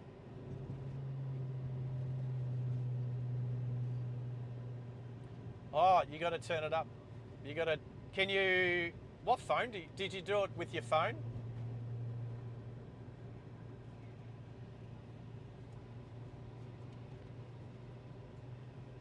You can. What do you have, Maxi? Is that Samsung? That's a Samsung thing, isn't it? All right. So what we'll do is we'll do a lap. We'll do a lap. We'll go all the way around and then back to the front side. We got time. That's actually perfect. We'll just see how glitchy it is through here on the 5G. It will be absolutely terrible on Starlink, so the 5G is definitely better. And we got, here's channel 9, the first channel, channel 9.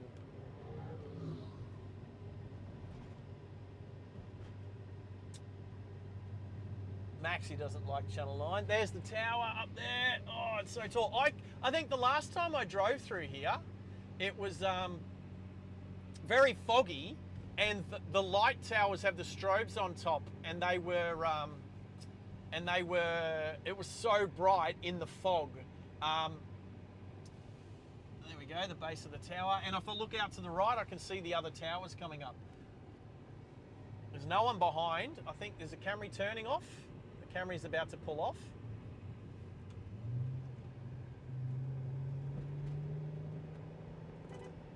They pulled over to let me go past. That is courteous driving, people. Courteous driving. They were doing probably 10, 15 k's an hour slower than the posted speed. So they pulled over and let me go. Thank you. Thank you. I'm just keen to have a look at it, mate. Channel 7's better. Well, where's channel 7? What channel's this one? We're at, is this a... So we're at, what's this one? Oh, here's channel 7 just now. We're passing channel 7. I'm gonna do, ready, watch this. Hopefully the Camry's not coming. Here we go, here's what channel 7 looks like.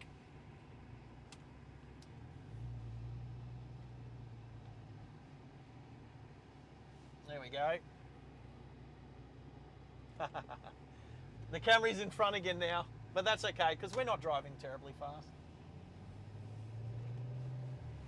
I won't stick up his backside so he won't feel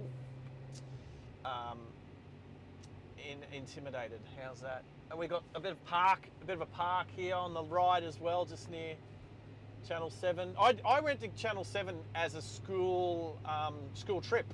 We went to Channel 7.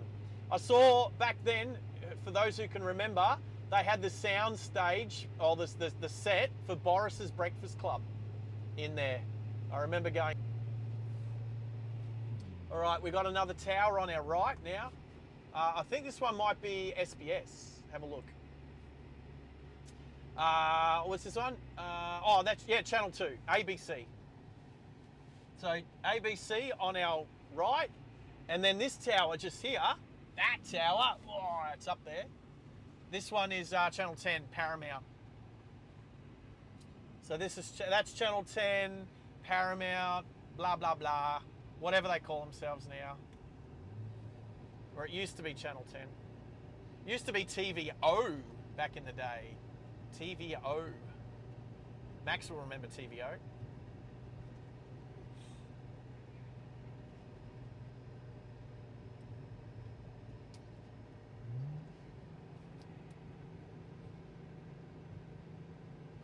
Yeah, it was Channel O here too, in Queensland.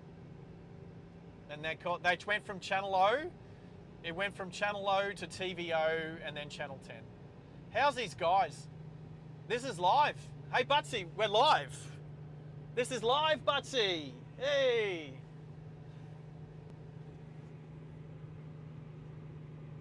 Hey Butsy, it is live. We're good, we're here, bro. Welcome. We're doing the drive around Mount Cootha near past all the channels. So yeah, we're live. We're going to finish up at about the 4-hour mark at the top of Mount Cootha.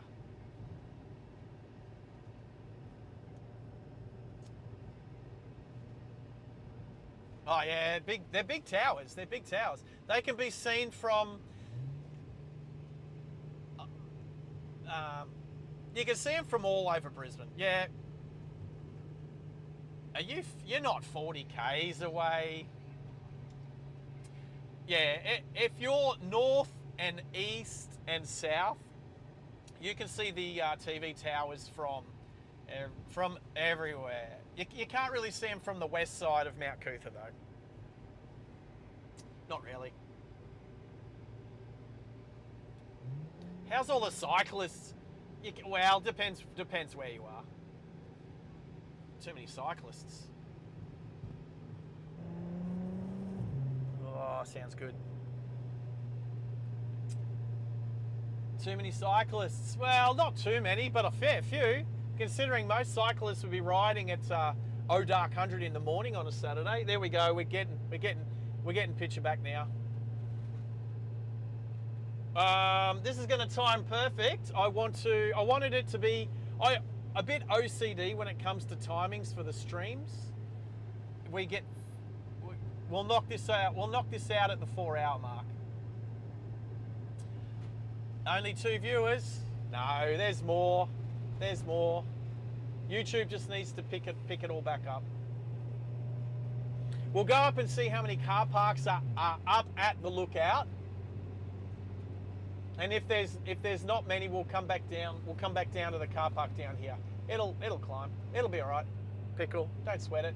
We've how many likes? How many likes? Over our goal.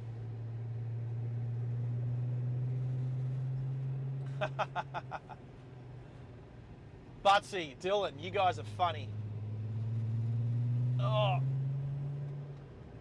Now, they did do a hill climb. They 39, so we're like 4 above the goal. Awesome. If you haven't hit the like button yet, especially you, Butsy, can you do it, bro? Right. They did a hill climb. They did a hill sprint up this hill years ago. They made this a... What are you doing? You're on the wrong side of the road, you idiot. Oh, you tell me you're not a tourist. Oh, that person was literally just driving down the wrong side of the road. Where do they think? They're in America? What the? What the? No, that was a tourist. Lots of tourists come up here. No, that was a person who legitimately forgot that they're not in a right side driving country. That's what that was. That was a tourist that usually drives on the other side of the road. Well, it's lucky for everyone I'm not a police officer.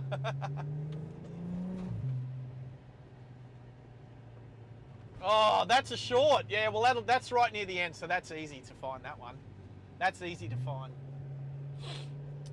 All right, we're going to turn left this time. We turned right before. Oh, look, there's a keep left sign that needs a moron sticker on it, especially for people who drive on the wrong side of the road. Keep left moron. Oh, that's definitely the title of that short. No, it's wrong way. Look at the arrow. You've got to turn around. Yeah, they know now. They know now.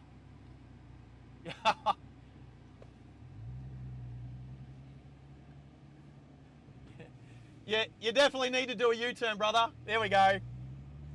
So these people are driving the wrong way down the one-way street. And these people here were looking. They got it. There's two shorts in the space of a minute. All right, left.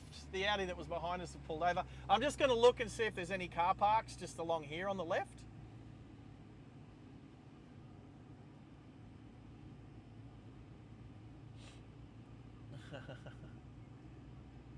Oh.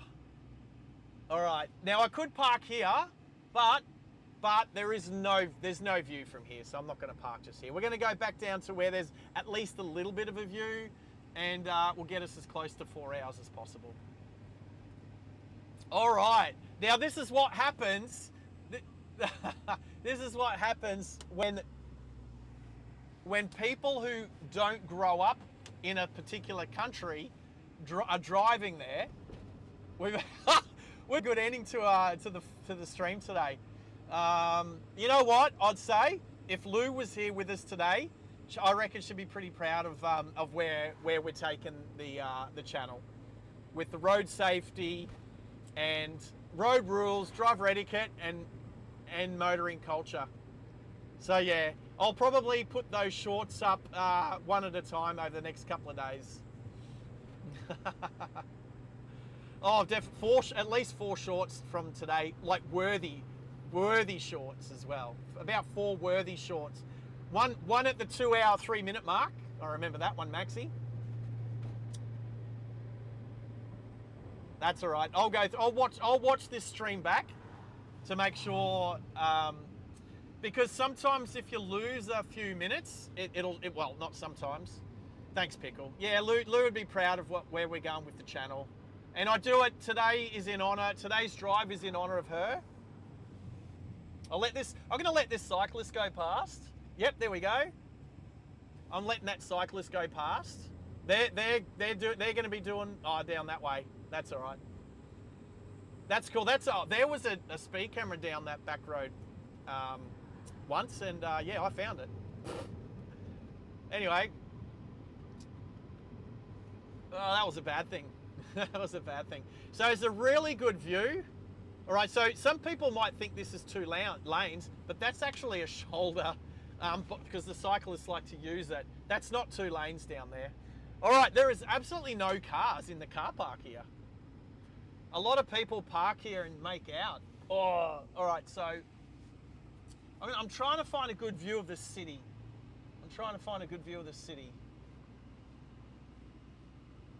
Oh, well, this is this is where it's at. Oh, you know what? I'm going to back it up. You'll see the city. There's a couple of trees in the way, but this is probably the best view. And I can change. There we go.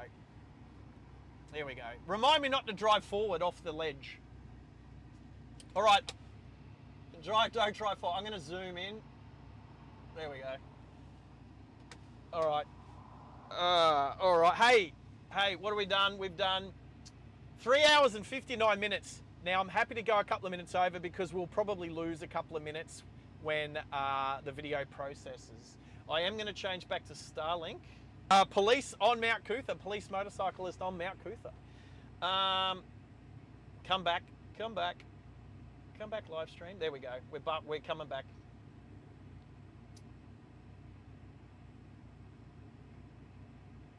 There we go.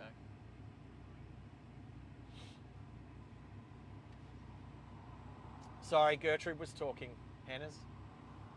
Say again. Up the coast. Police. So it sounds like the police were doing a bit of a blitz on the way up to the sunny coast yesterday. All right. Oh. Mazda MPS. Nice. Well, or you could just say it. You could just say, I'm going to put a bunch of Gertrude up, which, but that was, there you go. Max is putting some Gertrude up. Hey, Maxie, well done for being #1 contributor to the chat today. It wasn't hard. All right. What song do we want to go out on?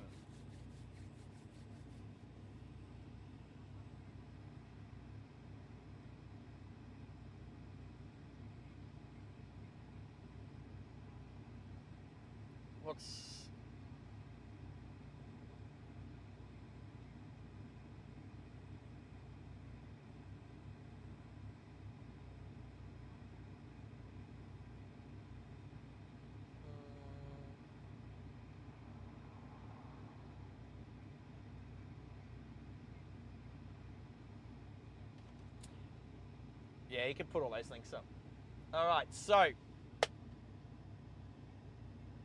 Ranger Danger.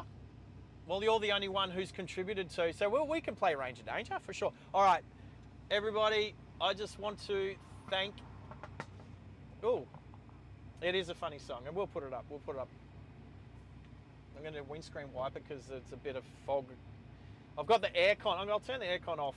Down. I'll turn it down, so it's not up on the windscreen so much because it's creating some foggy patches on my windscreen. All right, everybody, thank you. I was thinking for a few weeks what I was going to do today. On the 3rd of January, the 30th year anniversary of Louise passing away, it's definitely caused me to want to do a safe driving channel, something that I can help people with road rules and all that sort of stuff. And I'm just turning Gertrude down. I'm like, whoop. So awesome stream today. Thank you. It's definitely going to add a whole bunch of hours to moving forward towards the memberships. I'm going to get a couple of shirts ready to go. Ranger Danger shirt, the 5x5 shirt that people like, the Keep Left Moron shirt, especially after today when people are driving on the right side of the road. Over double white lines too, I might add. So, and yeah, and driving through Brisbane, a little bit glitchy today. We probably lost about 5 minutes worth, so to go 5 minutes over is going to be awesome. Thank you to everybody. I want to thank my amazing mods. They are great. Maxie, you're a legend. So are you, Hannah's. You go all right for a young fella. And I'll chat to you guys a bit later. And we'll talk about his plane ride later. That's about it. Thank you very much. And because Dill Pickle requested it, Ranger Danger. Here we go. Where is it? Oh, I've got it. Where is it? I think I have to open up a folder. Oh, it's like I've lost. Where's my song? Where did you go?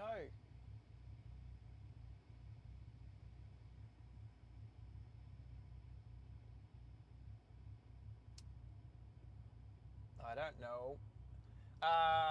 Where's Ranger Danger gone?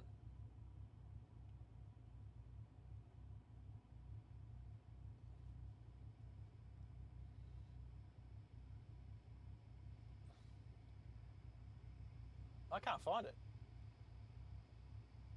What is going on? Yeah, Wyoming. Awesome to have. It's awesome to have you here.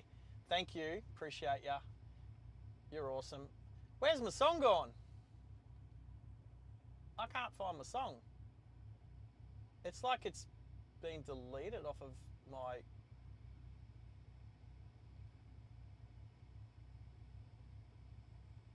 I saw it. Saw it.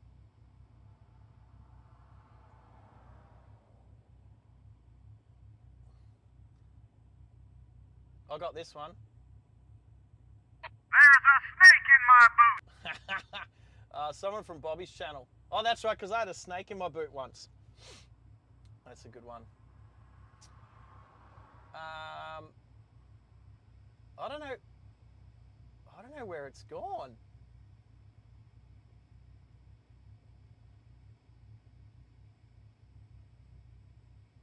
Yeah, it was in my music folder. Where's it gone? I don't know where it's gone. Mate, I'm gonna do a search. I'm gonna do a search. Yeah. Oop. There's Ranger Danger. Where is it? Open. Where's it? Here it is. Yeah, I'll find it. You see them everywhere, All right, Ranger Danger. causing havoc Ranger Pickle, take me everywhere. without a care. Hog the right lane, they cannot share. The Ranger driver we Actually, cannot bear. I'm gonna play two songs. Ego, would you even dare? The Lambo driver can't compare. Ranger drivers think they're great and the rest they love to hate.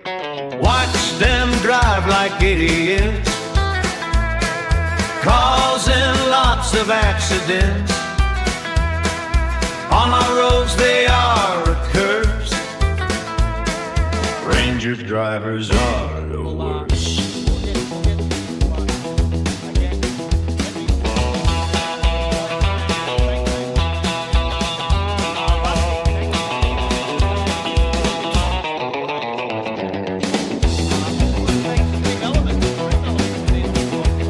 What world are we living in when a car's IQ is higher than the moron behind the Raptor wheel? Maybe a Tesla owner as well. Watch them drive like idiots, causing lots of accidents. On our roads they are a curse. Ranger drivers are the worst.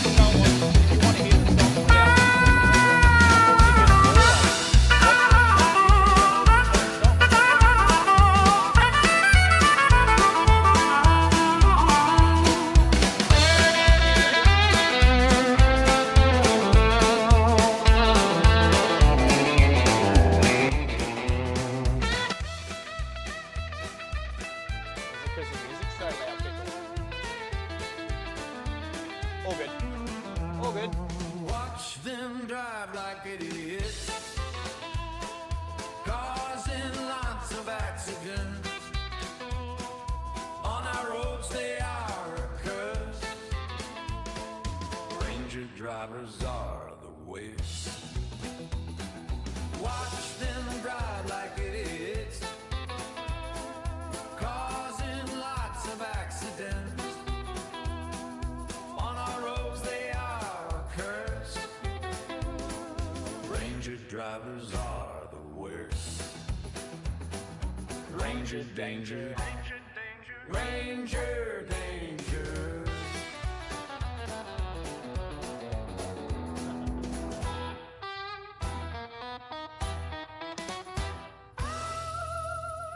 Alright, so that's Ranger Danger.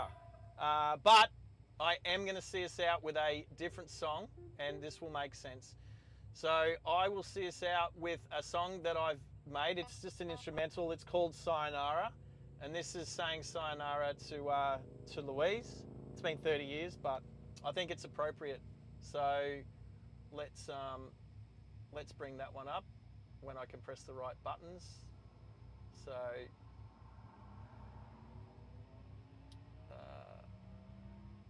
So here we go with Sayonara.